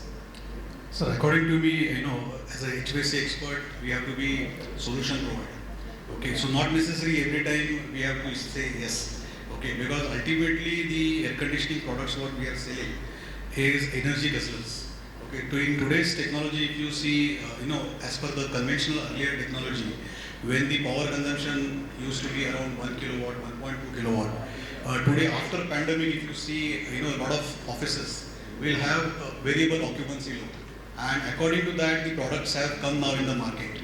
Okay, but it is little unfortunate at some time that still, when the loads are variable, when the sustainable energy efficient products are available, still client asks for the machines which are designed for 100% load, which definitely for them will be probably lower in the capex in the initial cost, but operating expenses wise they would be paying 15 to 20% higher. So my view on this would be, educating client at every stage would be important, and because see, tomorrow he should not feel that he has got cheated, and that should not end the complete association. इसमें important point ये है कि now you have technology available with you, और उस technology से if you are able to, there is of course a designer, आप designer के साथ मिलकर काम कर रहे हैं, लेकिन मुझे लगता है कि अगर डिज़ाइनर को भी एजुकेट करें, हो सकता है when you are going for a VRV technology you can educate कि बॉस आपका डाइवर्सिटी यूज़ हो जाएगा, आपका कंजप्शन कम हो जाएगा, of course initial capital cost बढ़ जाएगा। तो it is a very judicious decision. अभी समझो ड्राइंग रूम में लगाना है जो कि हफ्ते के अंदर 2 बार ऑक्यूपाई होना है, तो may be you may not go for a 5-star machine, you may even go for a 3-star machine कि भाई ये मेरा इसका यूज़ और कंजम्पशन ही कम है। Lot of education is required which goes the moment you are talking of economics, तो then there is a good amount of education which has to actually go into the system. I would like to intervene. What I feel is that architecture is a profession which is basically engineering science. Okay, so the client is coming to me because he is slightly aware that okay, I am going to a consultant. So he also understands that I will be giving him something which suits him. And it is an other way around, it is my duty to be a solution provider, and whatever his questions and issues are, it's my duty to solve them and try to bring out an intermediate solution which satisfies my design and also his needs. Because ultimately the client is, as an end user, is utmost to me. And so I have to facilitate him. इसमें एक just मैं आपसे इसी बात पे पूछ रहा हूँ कि client is utmost to you, I would ask is client utmost or is project utmost? No, it's because he is coming with the project, so both the things are equally important. I have to satisfy his questions, and also I want to deal with the project at the same time. Something to say. When we talk about architecture and being an architect, to the hardcore idea of it, which I personally like to practice, because money is definitely one part of it. You will do it with the money eventually. What is more important is you are a consultant. Consultant का मतलब होता है सलाहकार, और सलाह कभी गलत नहीं दी जाती। तो सबसे पहले आपको सलाह सही देनी है, and because if you become client driven completely, the whole idea of still making the Roman and what all kind of columns that we've got is there without promoting our kind of a art and culture is so prominently seen. What has actually happened is when we are again talking about architecture in terms of very business idea, we are expected to become influencers. Now there is a difference between you becoming an influencer and you becoming an architect. So that's why I said that it's very easy to do business of architecture. You can say yes, you can take products from there are a lot of parameters that we go through, but we are expected to be influencers. That's what market looks us at, which is not the actual idea in my opinion. अंदर मेरे को लगता है कि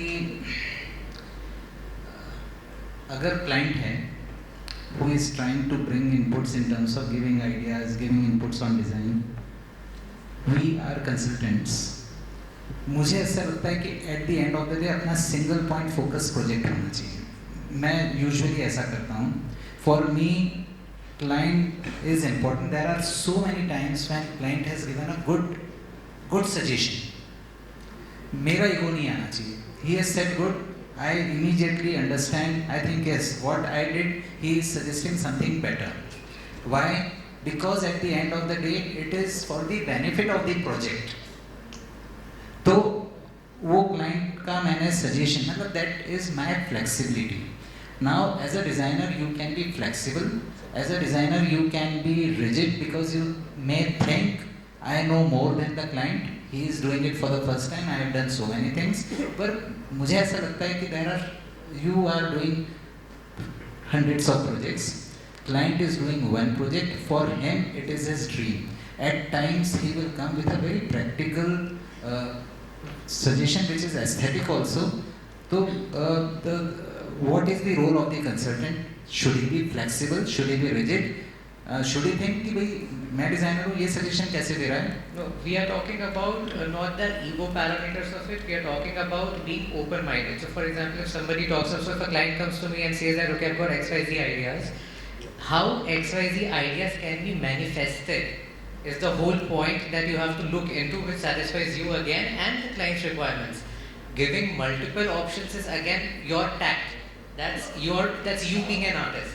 That's your art. And you have to showcase your art in terms of drawings as language and produce that multiplicity in front of him, which is what exactly the artist who sits on the paper, like Michelangelo. And another very important thing, when we talk about art forms actually and over the period of time, I think people in commercialization have completely lost their outlook, because every culture, every art has always grown up as an idea, as an influence of political invasions or some very strong religious invasions, and then we have an art form that we are replicating over a period. There's no idea of original art remaining anymore.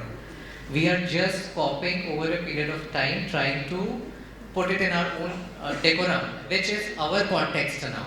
The original context is lost. We take the context, which evolved because of a very strong reason. The reasons do not exist, but we are in the whole process of Control C, Control V. Call it inspiration. Inspiration.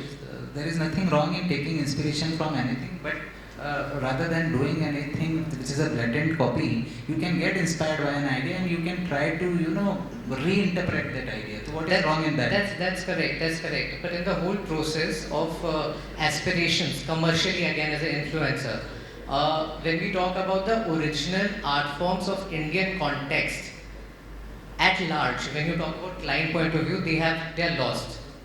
When people come, they come with European aspirations. At large, people come less with Indian aspirations of talking about an artwork or architecture that needs to be produced on a piece of paper, on a plot. So, we should also simultaneously try to, inspiration obviously, like there's nothing, it has started with 0 and it is going to grow with period of time. It will become +1, +1, but the context should not be lost, is what I'm trying to stress. So Tarun, you have something to say on this? I somewhat disagree with the points of inspiration is something like if a client wants a Roman interior, that's his choice. Not that we are forgetting the Indian interiors or something. I have to fulfill the choice of the client. It depends on the personal choices of the clients, and we have to fulfill that. We can't say if a client is liking a Roman interior, I should give a contemporary or a modern straight line interiors to him. I am not forced to him. The idea is not to go against the client. So it is not about a client and being offended. It's about how cumulatively we can expand the idea of art. But in that case, first we have to know the choice or liking of the client. I think so. Of course, the client comes with a brief. Yes. In the first meeting when he is coming with the brief, client के बच्चे decide करते हैं ना, आजकल client भी नहीं decide करता, बच्चे decide करते हैं, and बच्चे they are very very smart in all the mobile and everything. और वो बच्चा लंदन में पढ़ के आया and he would come to you and he will say, sir मेरे को ये मेरा ड्रीम है. अच्छा, उसके फादर ने तो पैसा कमा के रखा हुआ है. अब आज के फादर मदर सब बच्चों की सुनते हैं, है ना? तो वो बच्चा डिसाइड कर रहा है, वो बच्चों को आगे करता है, बिकॉज पेरेंट्स को भी लगता है अगर हम बच्चों को सब जगह दबाएंगे तो बच्चा हमको छोड़ के ही भाग जाएगा, तो वो बच्चों को आगे करके रखते हैं और बच्चों की बात सुनते हैं. और ओके, बंद करते हैं, है ना? तो I understand the brief of the client is very important, client education is very important, role of art and craft is very important, and of course you can get inspirations from anything, but reinterpretation of inspirations is again important. तो ये बहुत सारी चीज़ें जो अभी इस discussion में, and everything connects with the economics and aesthetics of design. I think we were able to make this debate interesting. I think somebody raised the hand, and if you have, somebody can take the mic, put it in the audience. I would have appreciated कि questions बीच में भी कोई पूछता तो थोड़ा और interactive होता था. Hello, thank you sir. I am Ajay Jadhav from Sri I Architects, founder and principal architect. I am little, go in the psychological thinking of the client while working with him. So what I think is, if I can change his thoughts through a technical aspect, I think he would consider this. And if I say, no, I just don't like this color, don't go with this, he won't ask, he won't get my point.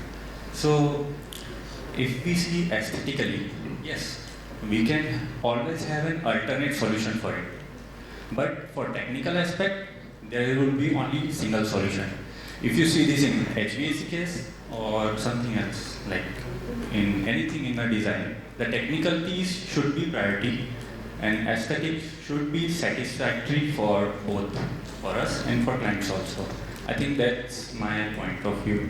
So while taking client suggestion as your ego, according to, if he says, I just don't like this painting, and I don't take it on my ego, I always try to find an alternate solution which suits the technical piece, which suits the theme, and which suits the ambience of the space. आपके इसमें I will take this question. मुझे ऐसा लगता है कि आपने एक जो पॉइंट बोला ना, दैट इज़ वंडरफुल.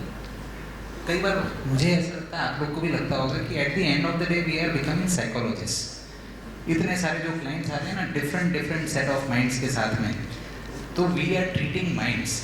डिज़ाइन को तो ट्रीट कर ही रहे हैं, माइंड्स को भी ट्रीट कर रहे हैं. Because the moment client education is involve, client education is involve. As a designer I want my thing, मैं जो चाह रहा हूँ वो करूँ. मैं क्लाइंट को पहले दिन बोलता हूँ, सर आपको जितना सजेशन देना है ना दीजिए, but my request is veto is my. I will listen to everything. मैं सब सुनूंगा, है ना, इनकॉर्पोरेट भी करूँगा. तो मुझे लगता है कि आई डोंट नो आप लोग को कभी लगाओ या नहीं लगाओ, eight the end of the day कई बार हमको लगता है कि यार बॉस, हम इस क्लाइंट की जो साइकोलॉजिस्ट करता है ना, कई बार वो वाला काम भी हम करते हैं. हाँ, पेशेंस, लॉट ऑफ पेशेंस. मेरा बेटा मेरे को बोलता है, how can you sit with a client for such a great amount of time, but at the end of the day, what I want is when he leaves my cabin, he should be smiling. He should, because it is his project. It is his project. मैं वो मेरा purpose कैसे पूरा करूँ, that is my smartness, right? तो psychology भी आएगी, technology भी आएगी, टेक्निकल भी आएगा, एस्थेटिक्स भी आएगा, इकोनॉमिक्स भी आएगी. You have to know everything. So any other taker? Anybody else has a question? Sir, I would just like to add to that what you were saying. Ki, it's very important if you have that kind of trust with the client. The way you're mentioning, ki psychologically you can tell them ki just trust us with the process. A lot of times what we have done on site is we have just told the client ki just see what we are trying to say, and हम पे भरोसा करो, we will do the best for you. And sometimes that works when you have that confidence in you and you tell them कि हम कर रहे हैं अपनी responsibility पे.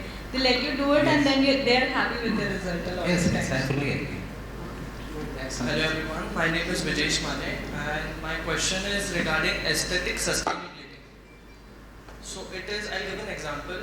Like we are moving forward as a generation. We belong to millennials, and we are forwarding towards Gen Z. So I'll give an example कि पहले English नहीं थी. There was only Hindi and English. So as we are moving forward in design, say you give an example, अगर हम लोग इंदौर देखते हैं तो हम लोग राजवाड़ा लेके जाएंगे किसी को डिज़ाइन दिखाने के लिए, दिल्ली लेके जाएंगे तो जामा मस्जिद लेके जाएंगे, या फिर लाल किला दिखाने ले जाएंगे. तो एट दैट टाइम अगर हम लोग पहले के डिज़ाइंस बोले तो मुगल एरा के अगर हम डिज़ाइंस दिखा रहे हैं तो those were originals. We were as I belong to millennial generation, we were responsible कि जो हमने देखा वो एज इट इज़ या इंस्पिरेशन लेके हम लोग उसको यूज़ करेंगे हमारे डिज़ाइंस में. But at some point of time we change that design according to our client requirement. But the future generation, do they have that responsibility to take that design or that art form? I want to add something. Like we are all discussing the previous art forms where we are getting inspired and doing work according to that. But we are forgetting one thing, that as we are progressing as humans, technological advancements are happening, and those have resulted in generating forms which were unthinkable, unimaginable even a few decades ago. Like say for example parametric designs.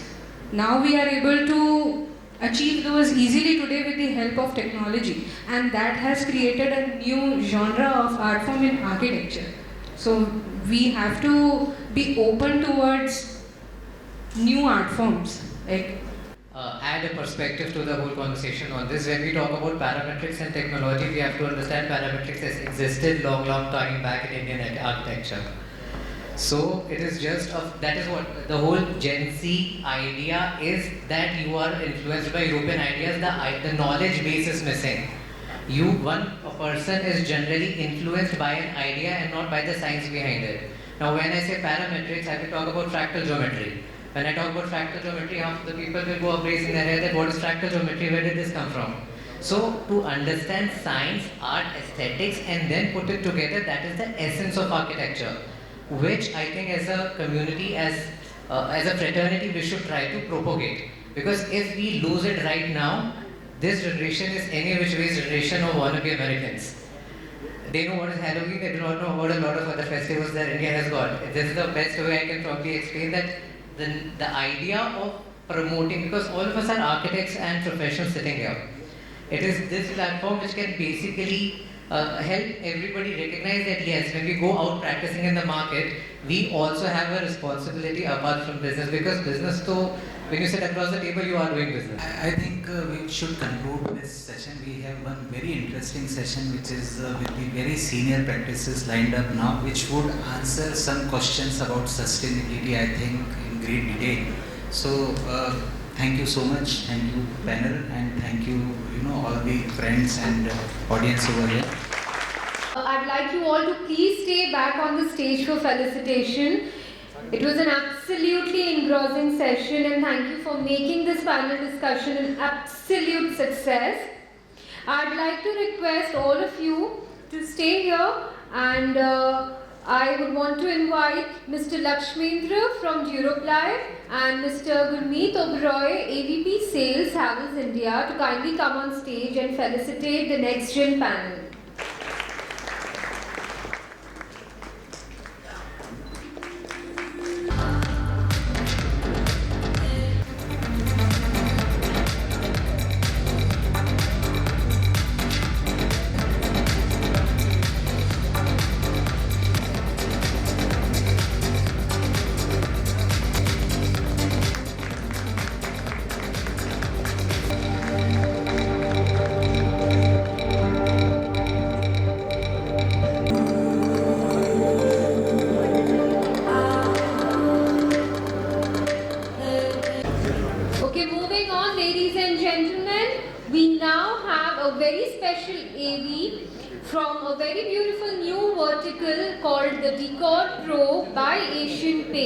Can we please have the video?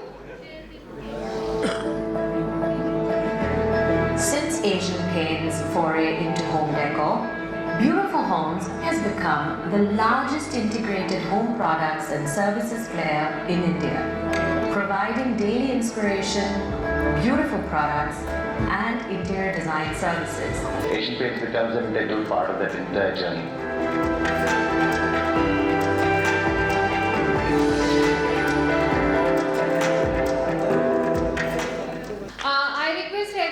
Once the sessions are over, Asian Paints and their new Vertical Decor Pro has put up a very beautiful setup about their new vertical, and I request everyone to please take a look once the event sessions are over.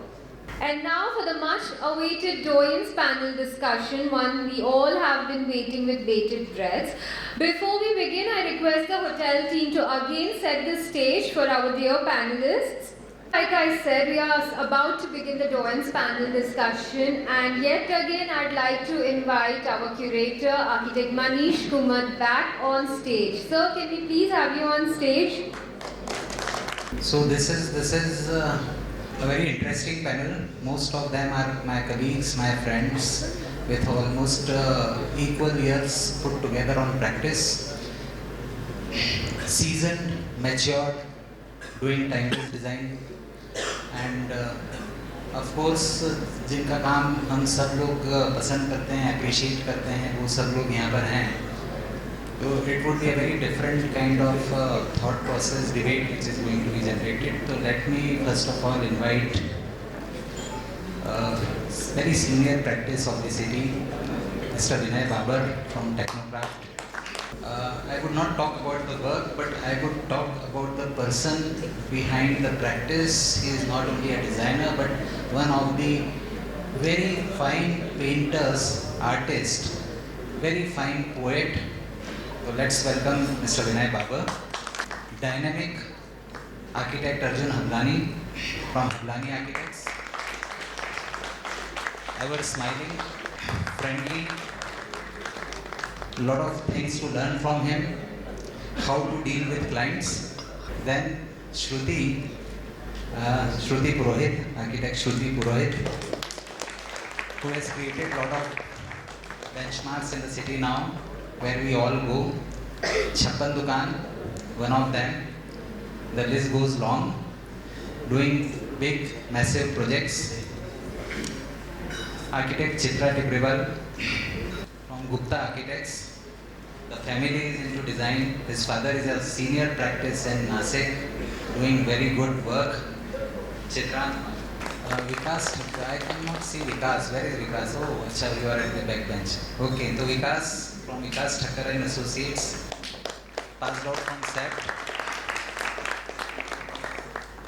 One of the smartest architects in the city. Like Milson Boone hero.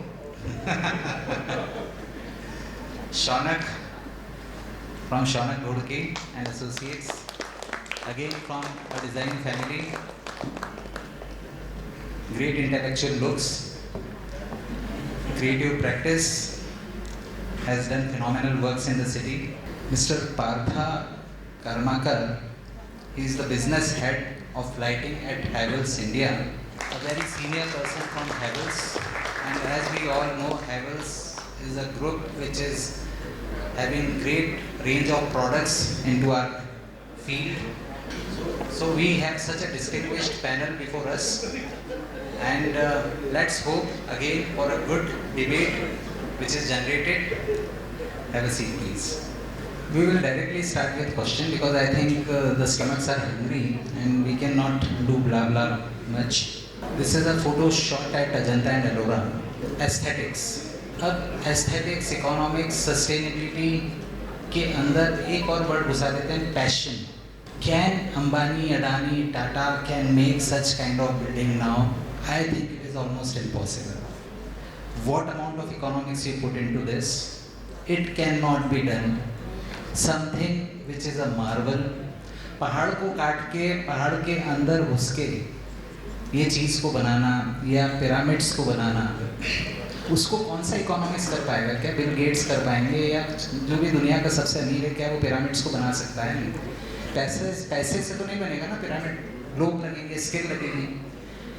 How they were able to do it? मतलब when you go there, when you witness such structures, did they think about economics, aesthetics, comfort, and most important something which drove them? वो क्या चीज़ थी जिसने इन सब तरह के structures के प्रति वो क्या ऐसा जज्बा था जो इस तरह के स्ट्रक्चर्स बन पाए?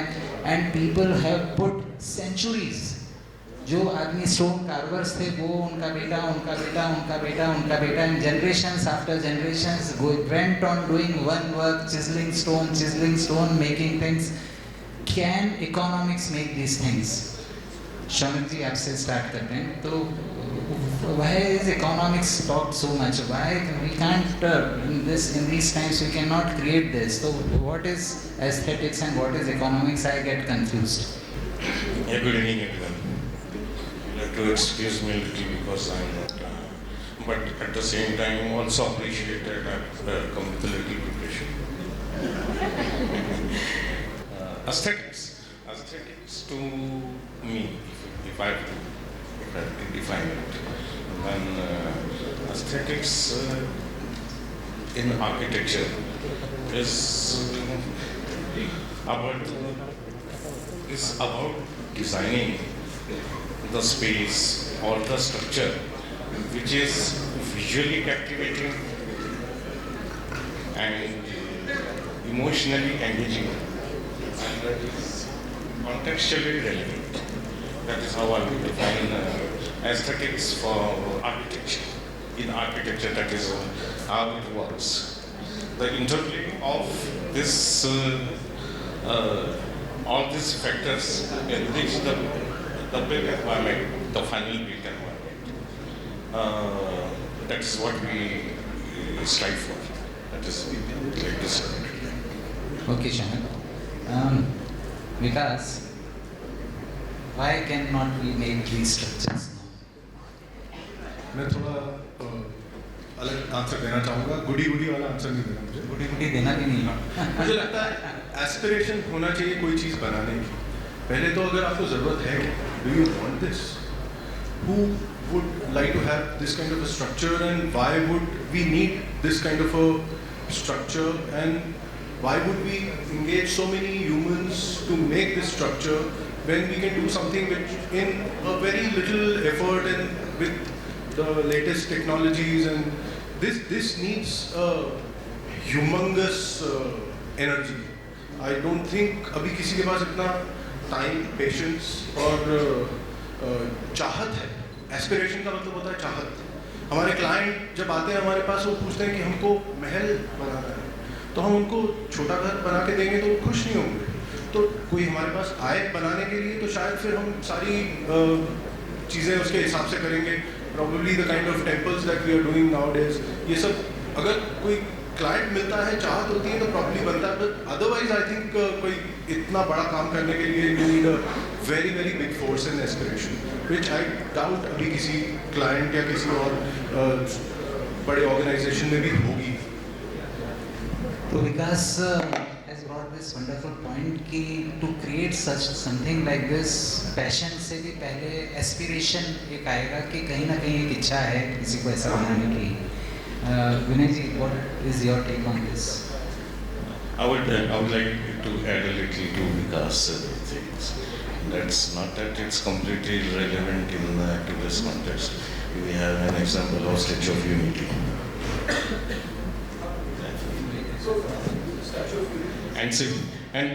And similar aspirations might have been there for the pyramids.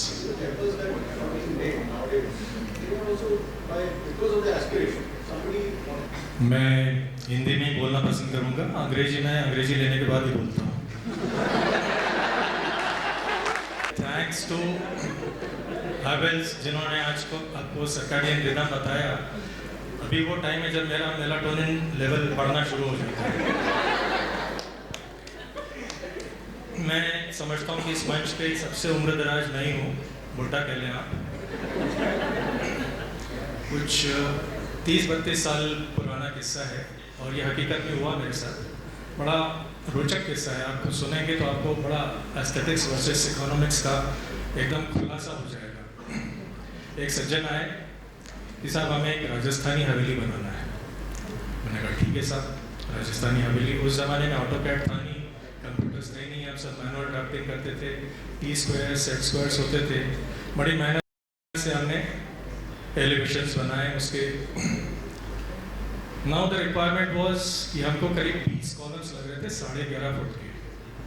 तो client called the Rajasthani team, बोले यार ये तो बहुत महंगा है, 600 रुपये रनिंग फुट मांग रहा है. बाबर साहब इसको कम करो, आप 8 फुट कर दो इसको. मैंने साहब 11.5 फुट का कॉलम है, एस्थेटिक्स नाम की कोई चीज़ होती है, बैलेंस होता है, 8 फुट तो नहीं कर सकता मैं. आधा घंटा बहस चली. उसके बाद में वो कहते हैं चलो थोड़ी आपकी थोड़ी हमारी 10 फुट कर लो. मैंने कहा भाई साहब एस्थेटिक्स में सौदे नहीं होते हैं. Aesthetics is an emotion, it is a philosophy. it is non-quantifiable. Whereas in economics, everything is quantifiable. So the two cannot be compared. Coming to Manish's question, yes, we can still make it, but like Vikas said, is there a need for such things? Yeah, maybe our monuments will be different, and we can definitely make it. Our technology, science, everything is supporting us, and we have excellent tools with us. विनय की beauty है कि कहीं ना कहीं शायराना poetic अंदाज आएगा, very extempore, and he will make the things very jovial, will bring the smile on the faces. Now let us put the same thing to Arjun Bhai and what he thinks about it.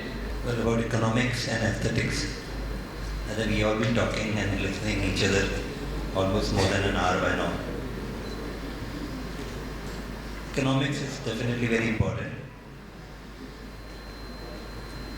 Aesthetics तो शायद हम बचपन से ही देखते आए हैं पुरानी बिल्डिंगों में भी, और the moment you join the first day of architecture, it connects with you by default. वो आपके साथ जुड़ जाता है aesthetics, because architecture cannot survive without aesthetics, that's for sure. अभी के बैलेंस कैसे किया जाए, this is important. जैसे मनीष ने बोला कि अर्जुन बताएगा कि क्लाइंट से कैसे बैलेंस किया जाता है. You have all type of clients. Clients आपके पास सब टाइप के होते हैं, लोअर मिडिल इनकम भी होते हैं, मिडिल इनकम भी होते हैं, और हायर क्लास के भी क्लाइंट्स होते हैं. How to keep that balance. At times I seen even बहुत बार पैसे वाला भी होता है ना, तो वो बैक ऑफ हो जाता है. Now that's your knowledge, how you have it. मतलब किसी को रोमन विला बनाना है, अब वो इच्छा तो बहुत है कि हाँ बनाना है, पर थोड़े पैसे कम लगे. Not exactly that kind of money everybody has like Adani और Ambani. Still, you have that aspiration and wish to have a Roman villa. So how to make it? I remember an example where I had a client from Indore. When we talked about Roman villa, he wished to have a Roman villa, and then clear vision की modern घर तो नहीं बनाना है. दुनिया में सब जने modern घर बना रहे हैं, तो अपना घर कुछ अलग दिखना चाहिए. That was one of the reasons he wanted a kind of villa which looks different. Now what kind of taste finally concluded on Roman villa, and it ended up कि सिर्फ एलिवेशन में 8 करोड़ रुपए लगेंगे. Now क्लाइंट की हालत खराब हो गई कि एलिवेशन में 8 करोड़ रुपए लगाए गए, अर्जुन भाई तो अपना घर कहाँ पहुँचेगा. मैंने बोला 50 करोड़ तो मान के चलो. And then he said कि नहीं इतना नहीं करना है मेरे को, और अपन कैसे कम कर सकते हैं. तो we ended up, and second alternative thought कि let's do this not in original Italian marbles outside. Let's have a beautiful artist, local artisans who can work on beautiful on plaster work, and then we can have a lovely texture paint like Asian paints. Again, they have a beautiful textures. So we can have a kind of texture which looks like travertine marble. Now travertine marble we all know is geometry again. Then ताकि economical solution could come up, and believe me, it worked out. I think almost 7 crore पे client के बचे, and he is one of the most happiest clients on this earth. Still, he has a Roman villa with it, economics balance out there.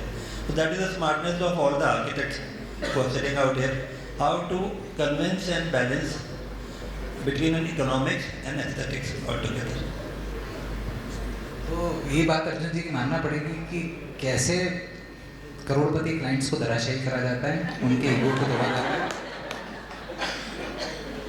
ठीक है, वो client अपने आप को बहुत करोड़पति समझता था, 10-20 करोड़ रुपया लेके चल रहा होगा घर बनाने के लिए. अर्जुन ने सबसे पहले तो उसका ईगो धराशायी करा कि बॉस 50 करोड़ लगेगा.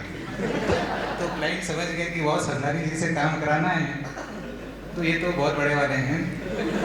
तो वो वहीं पर डाउन हो गया. You know this is client education, तो you have to do it sometimes.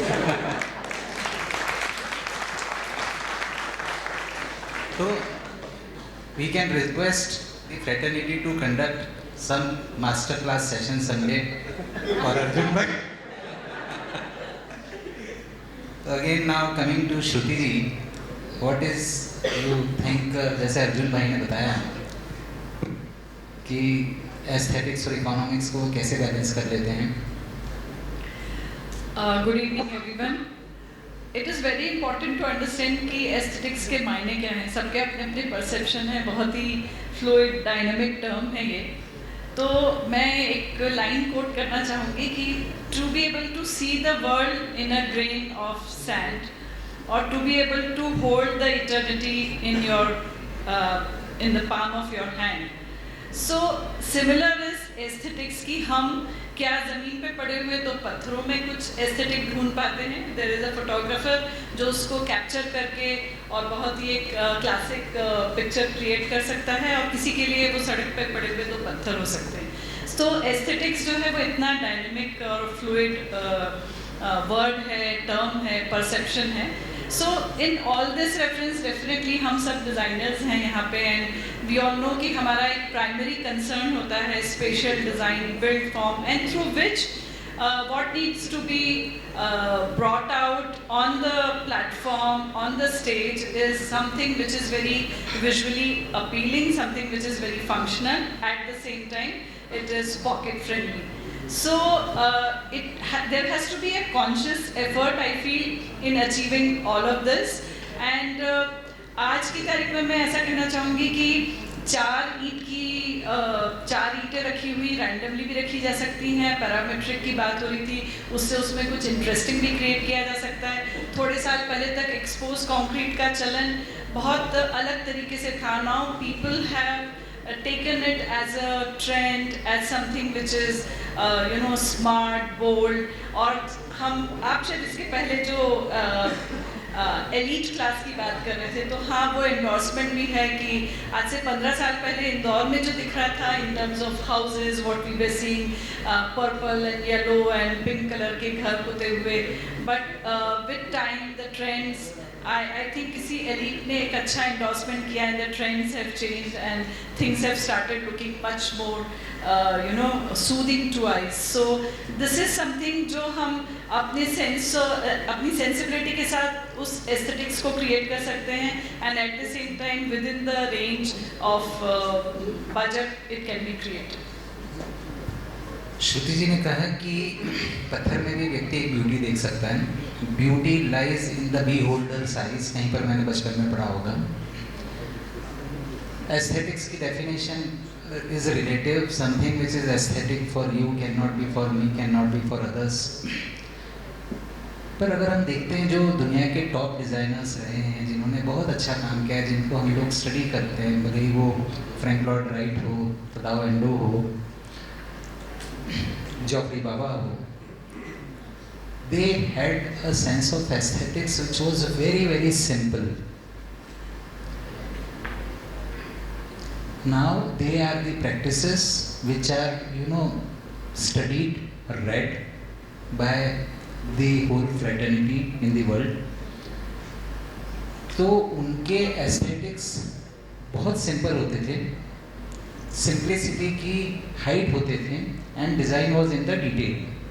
तो चित्रा, aesthetics को अगर define करना है तो how would you try to define, because you are the youngest of all of us, how would you like to define it? Thank you everyone. सबसे पहले तो मुझे ऐसा लगता है कि aesthetic cannot be defined. It's a very relative terms. That beauty lies in your eyes and as well as in your feelings. तो जब हम एस्थेटिक सोचेंगे कि डिफ़ाइन करना है तो कैसे डिफ़ाइन करेंगे? जो चीज़ मुझे अच्छी लग रही है किसी और को नहीं अच्छी लगेगी, या थर्ड पर्सन को उसके लिए कुछ और ही फीलिंग्स होगी. जैसे आपने जो टॉप डिज़ाइनर्स के नाम लिए हैं, उनके डेफिनेटली जो वर्क है स्टडी करने जैसे हैं, और सिंप्लिसिटी एट दी मोस्ट. तो उनके लिए एस्थेटिक था simplicity. That is timeless. Simplicity is always timeless. और अगर आज की यंग जनरेशन को हम वो दिखाएंगे तो उनके लिए वो इतना अपीलिंग शायद ना हो. तो aesthetic is always depends how it appeals to individuals. और जब हम ओल्ड स्ट्रक्चर्स हमारे देखते हैं from the ancient ages, aesthetic it strikes to our eyes and then strikes to our brain. तब वो हमें लगता है कि हाँ ये सुंदर है. that is always, if you calculate, it is usually in a golden ratio, which is usually old designers used to follow for their design proportions. If the things are in this proportion, you feel the things are good. It hardly depends on your economics or anything else. And when you go towards the maturity level, like the designers move in their practices, then aesthetic moves from beauty to your feelings. हमको वो दिखने से ज़्यादा हम वो feel करना ज़्यादा पसंद करते हैं. तो मुझे लगता है जैसे आपने कहा ना कि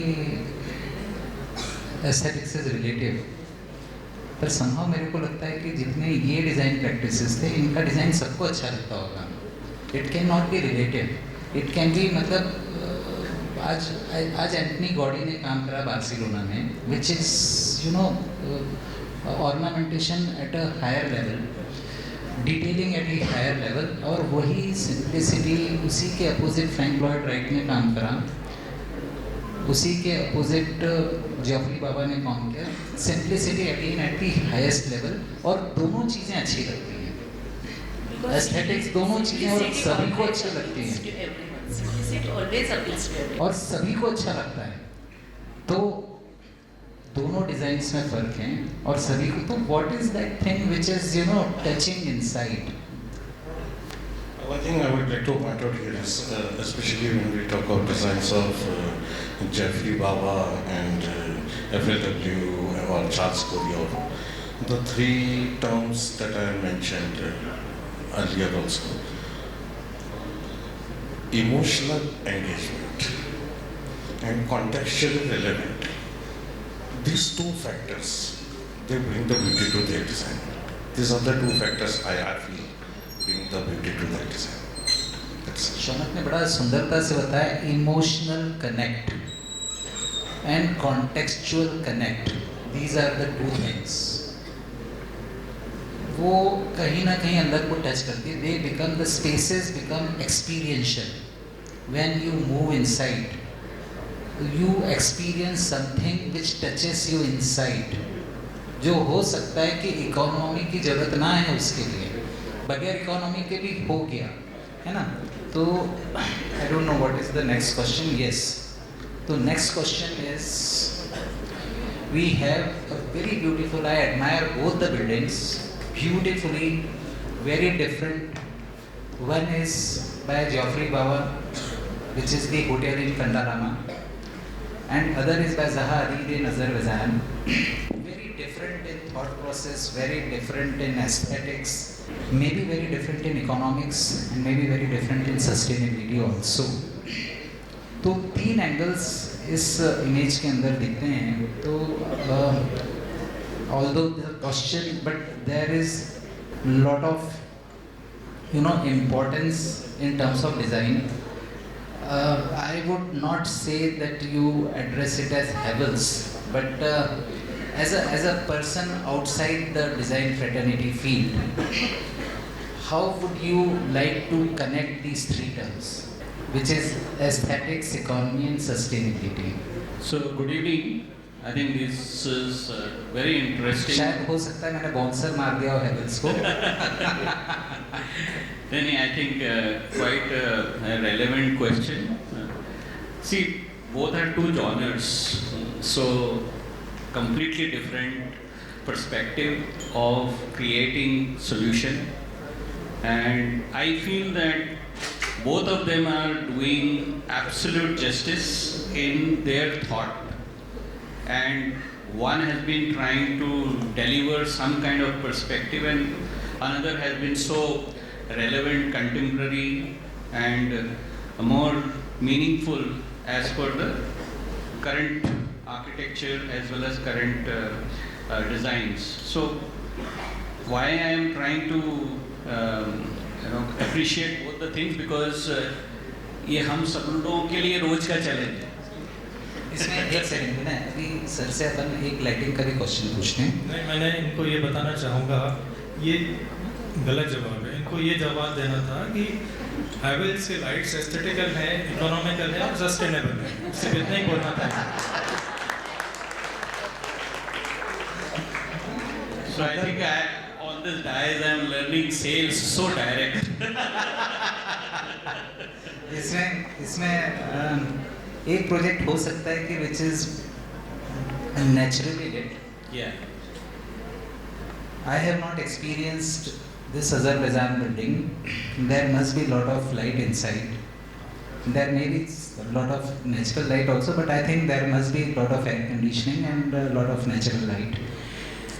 तो जब इस तरह की जब बिल्डिंग आपके पास कभी आए या प्रपोज हो और डिज़ाइनर जो है वो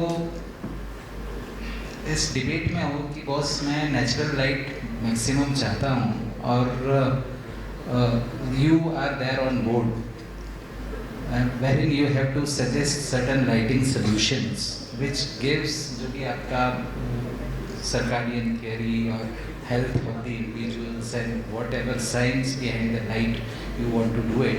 आप इस तरह के प्रोजेक्ट को राइट हैंड साइड वाले प्रोजेक्ट को कैसे हैंडल करेंगे? जो राइट हैंड वाला प्रोजेक्ट मैं आपको एक रेफरेंस ही देता हूँ, जैसे कि हम लोग कैब जेमिनाई we are doing lot of modern offices also, so वहाँ पे काफ़ी कुछ इस तरह का मॉडर्न आर्किटेक्चर है और उसमें they had to use day lighting. So light में we have put intelligence, so the lights which are very close to the wall, very close to the nature, those get dim.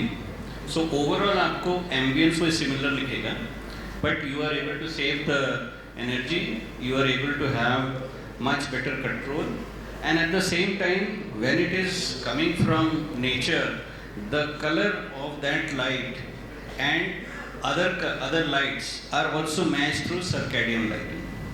So we are able to match the color of the light falling on your surface, and it changes as per the cycle of the day. From morning to evening, you have morning which is cool light, and towards the evening you get a warmer light.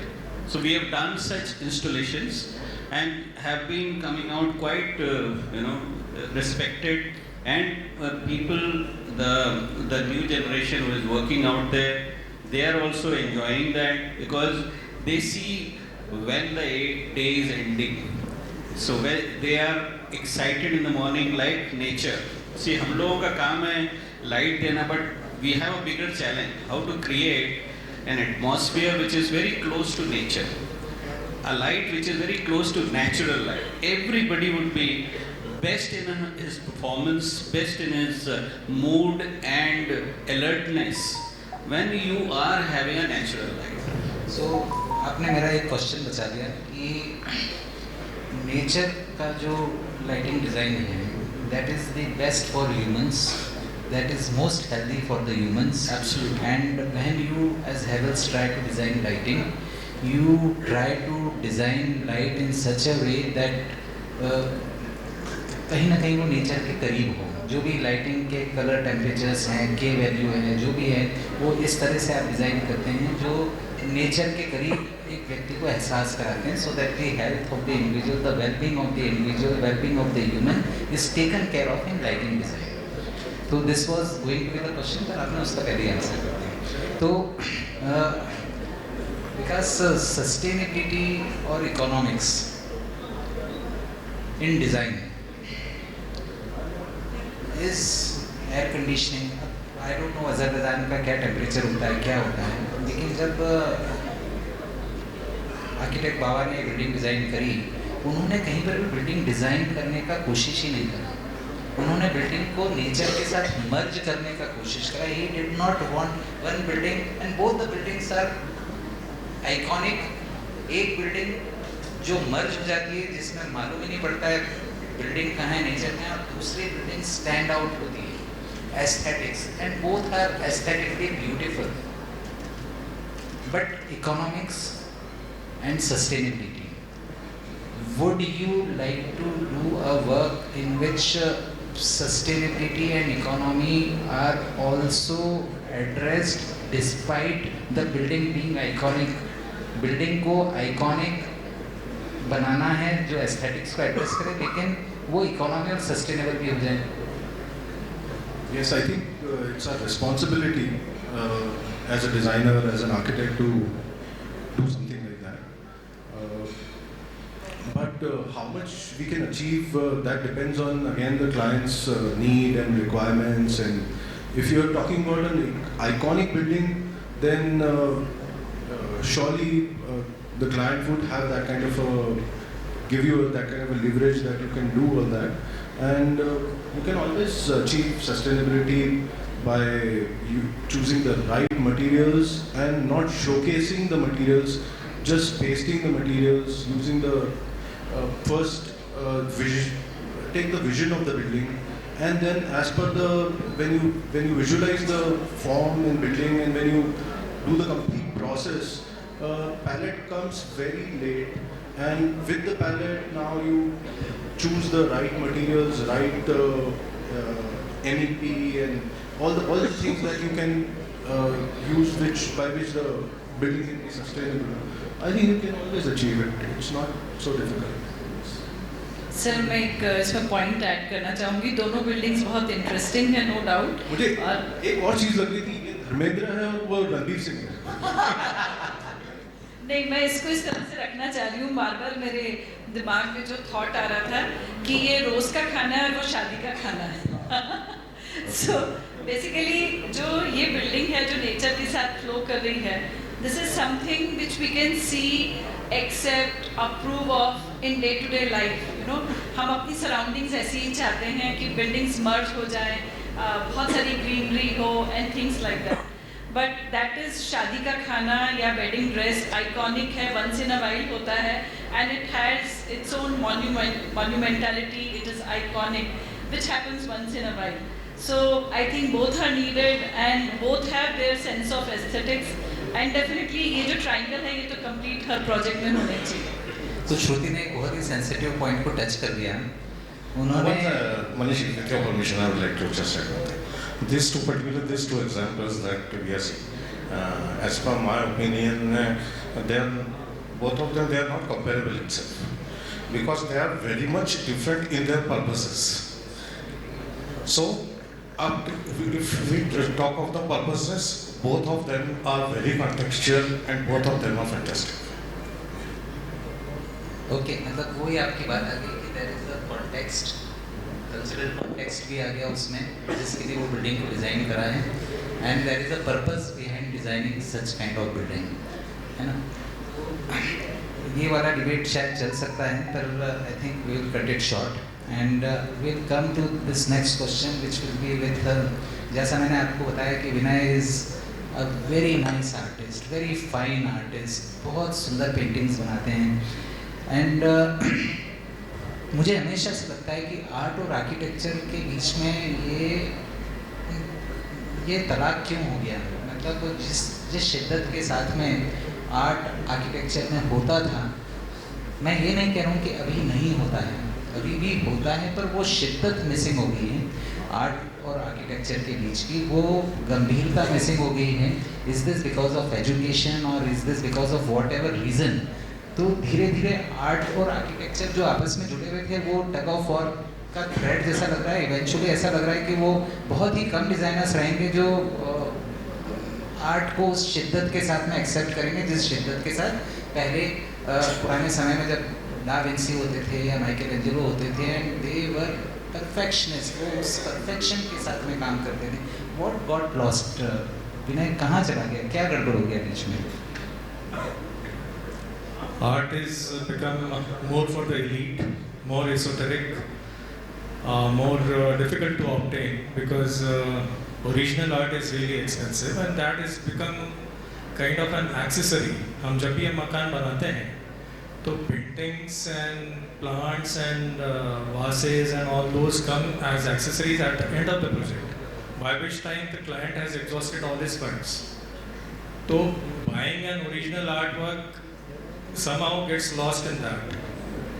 एक दो बार मुझे मौका लगा था, एक बार एक M.F. Hussain के painting के इर्द गिर्द मुझे डिज़ाइन करना था, एक ड्राइंग रूम और डाइनिंग रूम था, तो बड़ा मज़ा आया कि भाई M.F. हुसैन का पेंटिंग है, उससे कलर्स लेके मैं डिज़ाइन कर रहा हूँ. तो that was quite an experience. But ऐसे क्लाइंट्स बहुत कम ही आते हैं. मतलब आजकल patronage of art is somewhere lost. एक तो आर्टिस्ट भी बहुत सिंसियर नहीं रहे, हालांकि बहुत प्रोलिफरेट हो रहे हैं, काफ़ी लोग हैं और अच्छा काम कर रहे हैं, हिंदुस्तान में बहुत अच्छे अच्छे आर्टिस्ट हैं, but somewhere that link is lost, I don't know why, but art and architecture have become separate. Vinay बहुत अच्छे घोड़े बनाते हैं, बहुत अच्छे घोड़े पेंट करते हैं। जब भी आप इनकी पेंटिंग देखेंगे तो कहीं ना कहीं आपको लगेगा कि इतना सुंदर हॉर्सेस के जो फॉर्म्स हैं, जो शेप हैं, जो मसल्स के टेक्सचर्स हैं, वेरी नाइसली डन। पर this brings me to a very important question Arjun, which is about aesthetics. हम लोग प्रोजेक्ट के एंड में एस्थेटिक्स को हैंडल कर रहे हैं, which is more for decoration, which is may be not thought of on day one. And धीरे धीरे जैसा विनय ने बताया कि जब बजट ख़त्म हो गया तो आपका एक शेल बन गया और आपका आर्ट उसके अंदर नहीं घुसा, और अगर बाद में आपने ज़िद करी तो क्लाइंट ने नकली आर्ट लगा दिया, फेक आर्ट लगा दिया, और वो खाली डेकोरेशन का पार्ट बनकर रह गया। क्या क्या क्या हो गया मिस, या क्या करा जा सकता है जिससे कि ये कम्युनिटी को आर्ट और आर्किटेक्चर को दोनों को अपन इंटैक्ट रख पाए? Well, I feel personally the art lovers are very less nowadays. एक तो ये पता है कि पहले ज़माने में आर्ट की कदर होती थी, आर्टिस्ट को लोग एंजॉय करते थे लाइव पेंटिंग करते हुए, अब वो चीज़ें देखने में नहीं आती। हम लोग आज भी यूरोप जाते हैं, we see artist sitting on the streets and actually doing paintings out there. तो आज का ज़माना कंप्यूटर का है, हर चीज़ स्केचअप पर, और there lot of apps available जहाँ ट्रांसफॉर्मेशन हो जाता है आर्ट का ब्लैक एंड वाइट। तो things people want everything in a very short span of time, very fast. That is one of the reasons. I think another thing I have read upon the Vinay's point is that कि आखिरी में आके पैसा नहीं बचता है client के पास. This is actual true. So he doesn't have much funds to invest on the art, especially original art. Here comes our role. If day one you talk about economics with your client and tell him that you are the best person to balance that economics कि कहाँ पे कितना पैसा लगाना है, so that things start looking more beautiful and day one you plan it up. आज अगर आप घर के फाउंडेशन स्टार्ट करते हो और आप इमेजिनेशन लेके चलते हो कि these are the spaces you like to reserve for the original art, और एक एरिया आ जाता है, एक टेंटेटिव अमाउंट आपके back of the mind psychology में आ जाता है, तो आप पहले से ही the kind of art you deliver, you finally wish to deliver to that client, आप उसको प्लान कर सकते हो और उसके लिए एक फंड रिजर्व करके अलग से कर सकते हो। तो उसमें ये होगा कि आर्टिस्ट सिलेक्शन के लिए भी आपको टाइम मिलेगा, आपको बनाने के लिए भी टाइम मिलेगा, and finally that art will actually come into your practice, वो फाइनली आपके प्रैक्टिस में आएगी। But in that case you have to have that confidence of client, कि क्लाइंट का कॉन्फिडेंस आपके ऊपर होना चाहिए कि यू आर द बेस्ट जज and you are the best person to divide this economics in particular field. तो definitely as an architect we all love art, ऐसा नहीं कि हम सब एडमायर नहीं करते हैं, we all are strictly lover of art, पर हम कमर्शियल वर्ल्ड में आर्ट को भूल चुके हैं और घूम करके क्लाइंट को जो अच्छा लगता है वो डिलीवर करने में लगे रहते हैं, which is actually not good. As we talked about कि यहाँ पे एजुकेशन की नीड है, अगर हम थोड़ा सा इसमें इंटरेस्ट लेंगे तो this art will definitely connect back to our architecture, it will not get lost. Education, फिर से आगे एजुकेशन है ना, client education very important. Chitra, जब एजुकेशन की बात आई है तो हाउ वुड यू लाइक, पहले तो ये देखिए finest of the homes design by the most sensitive practices in the world, they will have art. सबसे पहले तो ये समझना पड़ेगा what is the definition of good design. Good design को अगर हम लोग जब बारीकी से स्टडी करते हैं तो we try to study the stalwarts, दुनिया में जो अच्छे डिज़ाइनर्स हैं जिनका काम कनेक्ट करता है, और जब हम उनको स्टडी करते हैं तो हम देखते हैं कि most of the times they would be reluctant in using wallpapers, most of the times they would be reluctant in using panellings, most of the times they would be reluctant in using any kind of artificial type of material being used on the walls, and they will try to create a very simple palette in which there is an art. of course, lighting is very, very important the moment we are talking about such thing, because they are very expensive art, and how to enhance that experience. So lighting plays a very important role.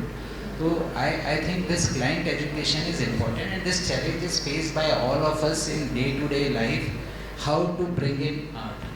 मेरे पास तो एक formula है, मैं last में share करता हूँ, पर Chitra, you tell me, how would you like to, how you try to bring in art into the projects?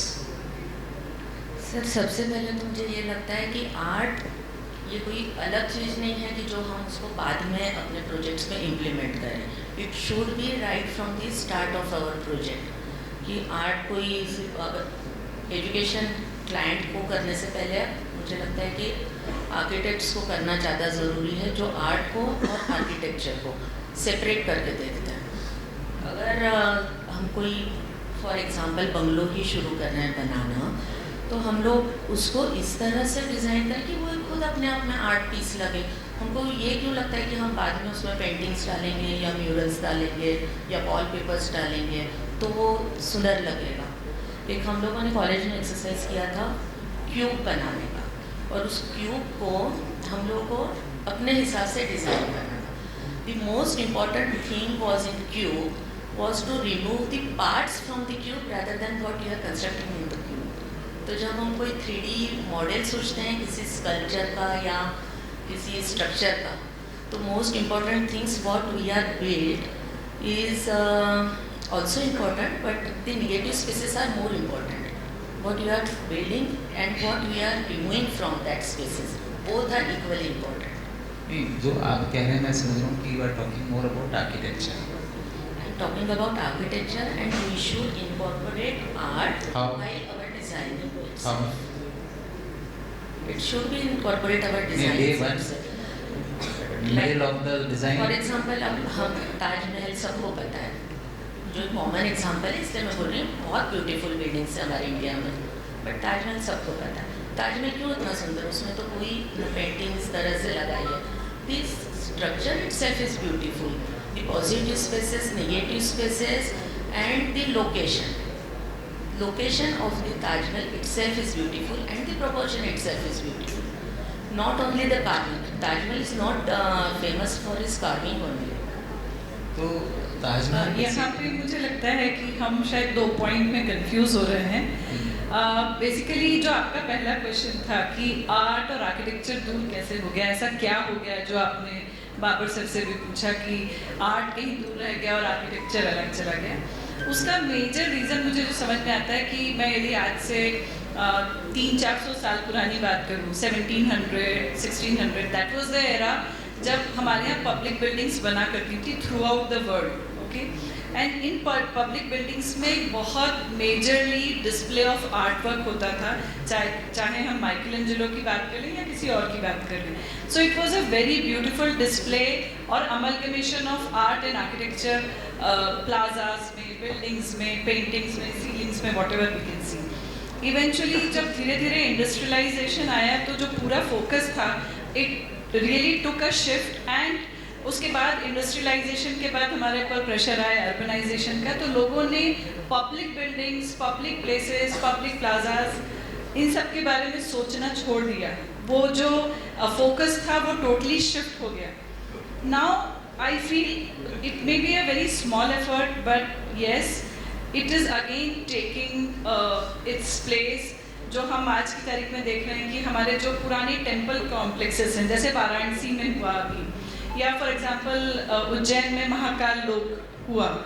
So I am not rating them on a scale of 10 और whatever, but at least it is a very positive effort कि हमने उस महाकाल मंदिर के आसपास का जो campus है उसको इस तरह से डेवलप किया कि जो आप कह रहे हैं कि हाँ there are some sculptures and कुछ एक feel of art and architecture mixup होता हुआ लग रहा है. प्लेस मेकिंग के प्रोजेक्ट्स हो रहे हैं. जो हमारी पुरानी जो हम लोग बात भी कर रहे थे, आपने जो पुराना एक पॉइंट बोला कि वो केव है जो ब्यूटीफुली कार्व्ड आउट है, तो हम क्यों नहीं बना सकते?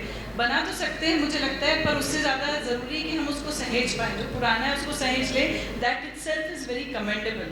So I feel now again there is a time जब हम थोड़ा बहुत पब्लिक प्लेसेस को, पब्लिक बिल्डिंग्स को और वापस उस आर्ट फॉर्म को आपस में जुड़ता हुआ देख पा रहे हैं, and there is some sense of appreciation which is happening amongst people, and मतलब जो लेमैन है वो भी, क्लाइंट है वो भी, एंड जो डिज़ाइनर्स हैं वो भी उस चीज़ को सेंस कर पा रहे हैं कि ये दोनों बिछड़ गए हैं और इनको वापस जोड़ना ज़रूरी है।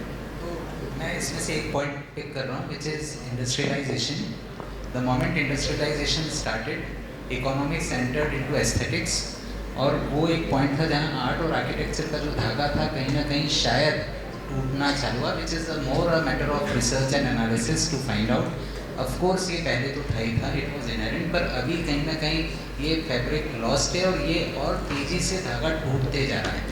I think somebody is in the audience who wanted to ask a question. Yes.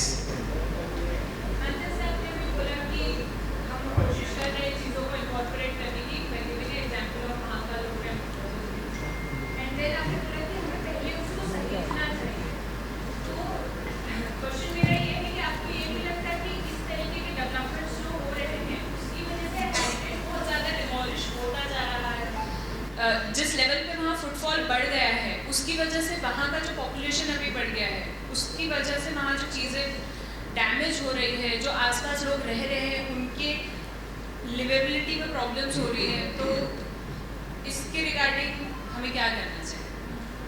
Question to me? Yes, okay. See I would say कि जब महाकाल मंदिर था फॉर एग्जांपल, तो हम पुराने मतलब जब आज से 500 साल पहले जाके बात करें तो वहाँ पे कितना पॉपुलेशन वहाँ पे थी।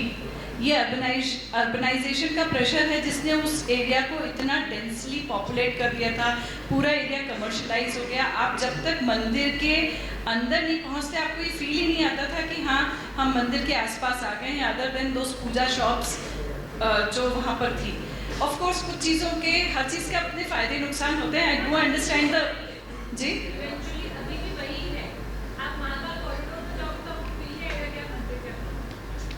नहीं, मंदिर के अंदर नहीं हो, बट वो जो एक फील बिल्डिंग है, building up that feel is definitely happening. Of course वो प्रोजेक्ट मेरे ख्याल से पूरा नहीं हुआ है और मुझे भी थॉरली तो नहीं पता है इस बारे में, बट एटलीस्ट जैसे वाराणसी का भी जो केस है कि जो टोटली गलियों में हम बिल्कुल वहाँ पे गुम हो जाते थे और आप काशी विश्वनाथ मंदिर की तरफ पहुँच रहे हैं ये आपको समझ में ही नहीं आता था, but by opening up all the areas and bringing back what ever, I am not saying again I said कि ये ऑन किसी रेटिंग पे नहीं जा रही हूँ कि वो कितना अच्छा हुआ है कितना बुरा हुआ है, but at least it is a very positive effort and this should be happening and I'm sure it is happening all around.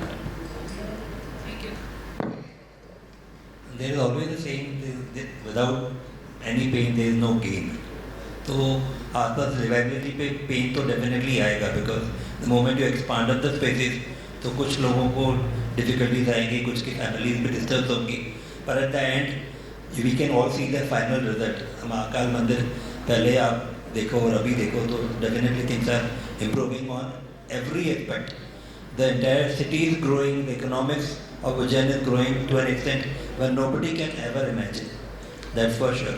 तो ठीक है ना, कहीं यू वो भगवान भी हर किसी को सेटिस्फाई तो नहीं करके रख सकता ना, कहीं ना कहीं अपने खुद के कर्म भी होते हैं तो भुगतना तो पड़ता ही है। अर्जुन जी ने खुद के कर्म पर डाल के इसको पसंद करके हैं। Sir, I wanted to ask one thing. My name is Avni, and I wanted to ask, is this whatever is happening, the art that is being lost from the architecture and as you were saying because of the industrialization and everything, is it because of the lack in emotions that we are not able to express it freely? And because in earlier times हम artist क्या करते थे, वो अपनी paintings के through emotions express करते थे, शायद हमें वो एक चीज़ कम होती जा रही है जिसकी वजह से हम अपने आर्ट और आर्किटेक्चर को रिलेट नहीं कर पा रहे हैं। Maybe that can be the, मुझे लगता है कि you are right, because now this is the time of very quick results. कोई भी आर्किटेक्ट प्रोजेक्ट बना रहा है तो ये सोचता है जिस दिन मेरा प्रोजेक्ट फिनिश हो रहा है उस दिन ये सुंदर लगना चाहिए। Art was always collected. The importance of artifacts within a home is not to go and buy it in the shop and decorate the house. It is a memory which gets connected कि आप कहीं पर गए और आपने वो चीज़ को अच्छी लगी, you got connected to it, आपने उसको खरीदा और you find a place in your home where you can put it. There is a memory which is connected to it, which Shaunak ने कहा, which is the emotional connect. Emotional connect.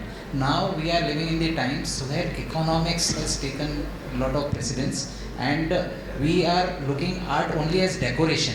जब तक वो वाला जज्बा ख़त्म नहीं होगा तब तक वॉलपेपर का इंडस्ट्री थ्राइव करेगा, तब तक पेनलिंग का इंडस्ट्री थ्राइव करेगा, तब तक बहुत सारे इंडस्ट्री थ्राइव करेंगे. Sir, I am also talking about the जो पब्लिक बिल्डिंग्स के में जो हम पेंटिंग्स लगाते थे, it actually had certain connectivity to the human beings. मतलब जो उस समय के जो लोग की एक्चुअल लाइफ बताते थे. जैसे हम अगर इंदौर म्यूजियम में जाएं तो हमको देखने में मिलता है कि इंदौर के क्या क्या पार्ट्स थे पहले, जो अब बहुत सारे लॉस्ट हो चुके हैं because of the growth and urbanisation and everything. क्या that can be the reason जिससे हम पब्लिक बिल्डिंग्स को कनेक्ट कर पाते थे, अब हम नहीं कर पाते? With the advancement of economy बहुत सारी चीज़, जैसे अर्जुन ने बताया, कुछ चीज़ें जाएगी, there is no gain without pain, तो कुछ चीज़ें होगा ही होगा, है ना. But let us all be sensitive and try to do little bit of contribution and trying to connect art and architecture. I think this question next, we have already spoken about it, so if we have something else to do, which I don't think is there. So just on a lighter note, in fact, everybody is talking about emotional connect. I think you all will agree with me कि सबसे ज़्यादा emotionally आज कोई अगर अपन कुछ connected है तो वो अपने मोबाइल से. तो अपने मोबाइल से जितना ज़्यादा दूर रहेंगे ना, बाय डिफ़ॉल्ट आप अपने आर्ट को वापस कनेक्ट कर पाएंगे. So to conclude, before we go for dinner, I think Vinay wants to have a very nice poem which is specially made for this event today. He will take it. You want to share? Just with your permission, before we switch on to the next topic or the question, I just share one instance with you. जब ये art और architecture की बात होती है तो कई बार बहुत घबराहट होती है, क्योंकि वन ऑफ माई क्लाइंट्स वो आए और उनकी जो वाइफ थी तो उन्होंने कहा कि या can you hear me? Yeah. So one of my clients when he came to me, उनकी वाइफ आई थी उनके साथ और she said कि मेरे को शुरू से आर्ट का बहुत शौक है. तो what kind of art it was, I was also very curious. Then what kind of art, so I just inquired. तो ये नहीं बहुत हर तरह के पेंटिंग्स बनाती हैं. Now what kind of paintings that were, even I was not very sure. तो जब उनका घर बनाया था तो अंदर आर्ट इतना हो गया था, इतना ज़्यादा आर्ट हो गया था कि वो घर तो पूरा एक तरफ रह गया था. You couldn't see anything else. The only thing you would see is the art. So at times it becomes disastrous also. So it was only art, no architecture left. You wanted to say? I was just trying to address that question that this is getting lost, that kind of emotion is getting lost. We had an interesting connection with Ram Mandir project where the architecture is being built. I mean, I came across very recently that it is built for 1000 years. So still that kind of passion, that kind of architecture is being built. And there all the lighting which we have to do is completely customized. It is all camouflaged. You don't see any of the lights. And yet we are creating the impact that aesthetics come out by right kind of lighting there. So there have been so many trials done, I think huge number of trials done. So it is still possible that with the help of right kind of technology we can still bring out the aesthetics. That's what I wanted to add. Yeah. So Vinay will conclude this with a very nice poem. एक aspect तो ये है educating the client and another aspect is educating the uneducated client.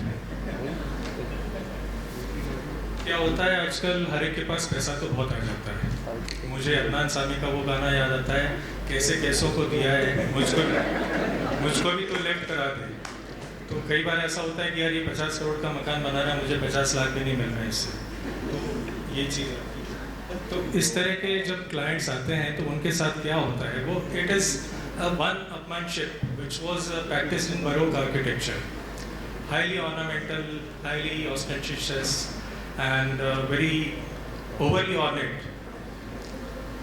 तो उनका नज़रिया कैसा रहता है, मैं ज़रा आपको एक सारे समाज पे एक तंज है, मैं आप लोगों से जुड़ सका तो आशीर्वाद चाहूँगा. पीछे वाले भाइयों, बाहर के पास वाले,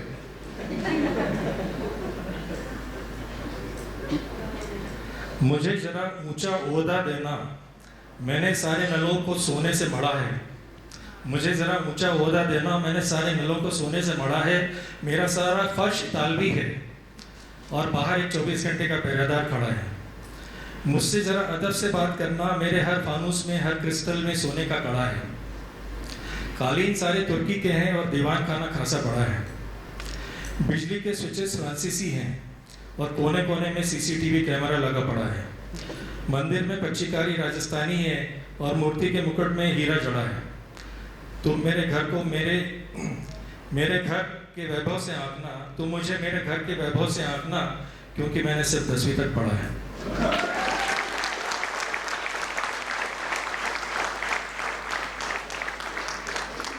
Thank you, everybody.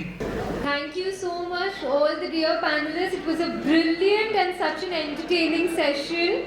So, well, that wraps up our doyen's presentation, and it was honestly a very thrilling debate. I'd now like to request Mr. Vishal Singh Chauhan from Decor Pro by Asian Paints and Mr. Prashant Kumar, Manager Architectural Specification from Dorma Kaba, to kindly come on stage and felicitate our esteemed doyen panelists. Architect Arjun Hablani, can you please come forward?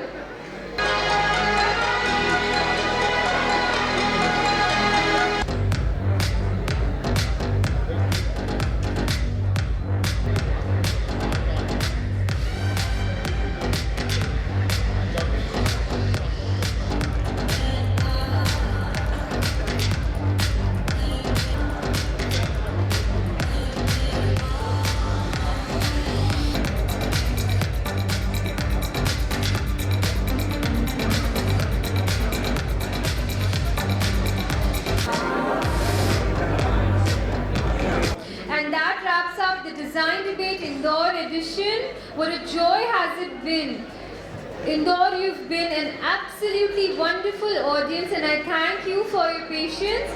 For me and the entire team of ITP Media, I'd like to thank our sponsors, title partner Havells, powered by Decor Pro Asian Paints, HVAC partner Blue Star, category partner Dorma Kaba, and exhibit partner Duroflat.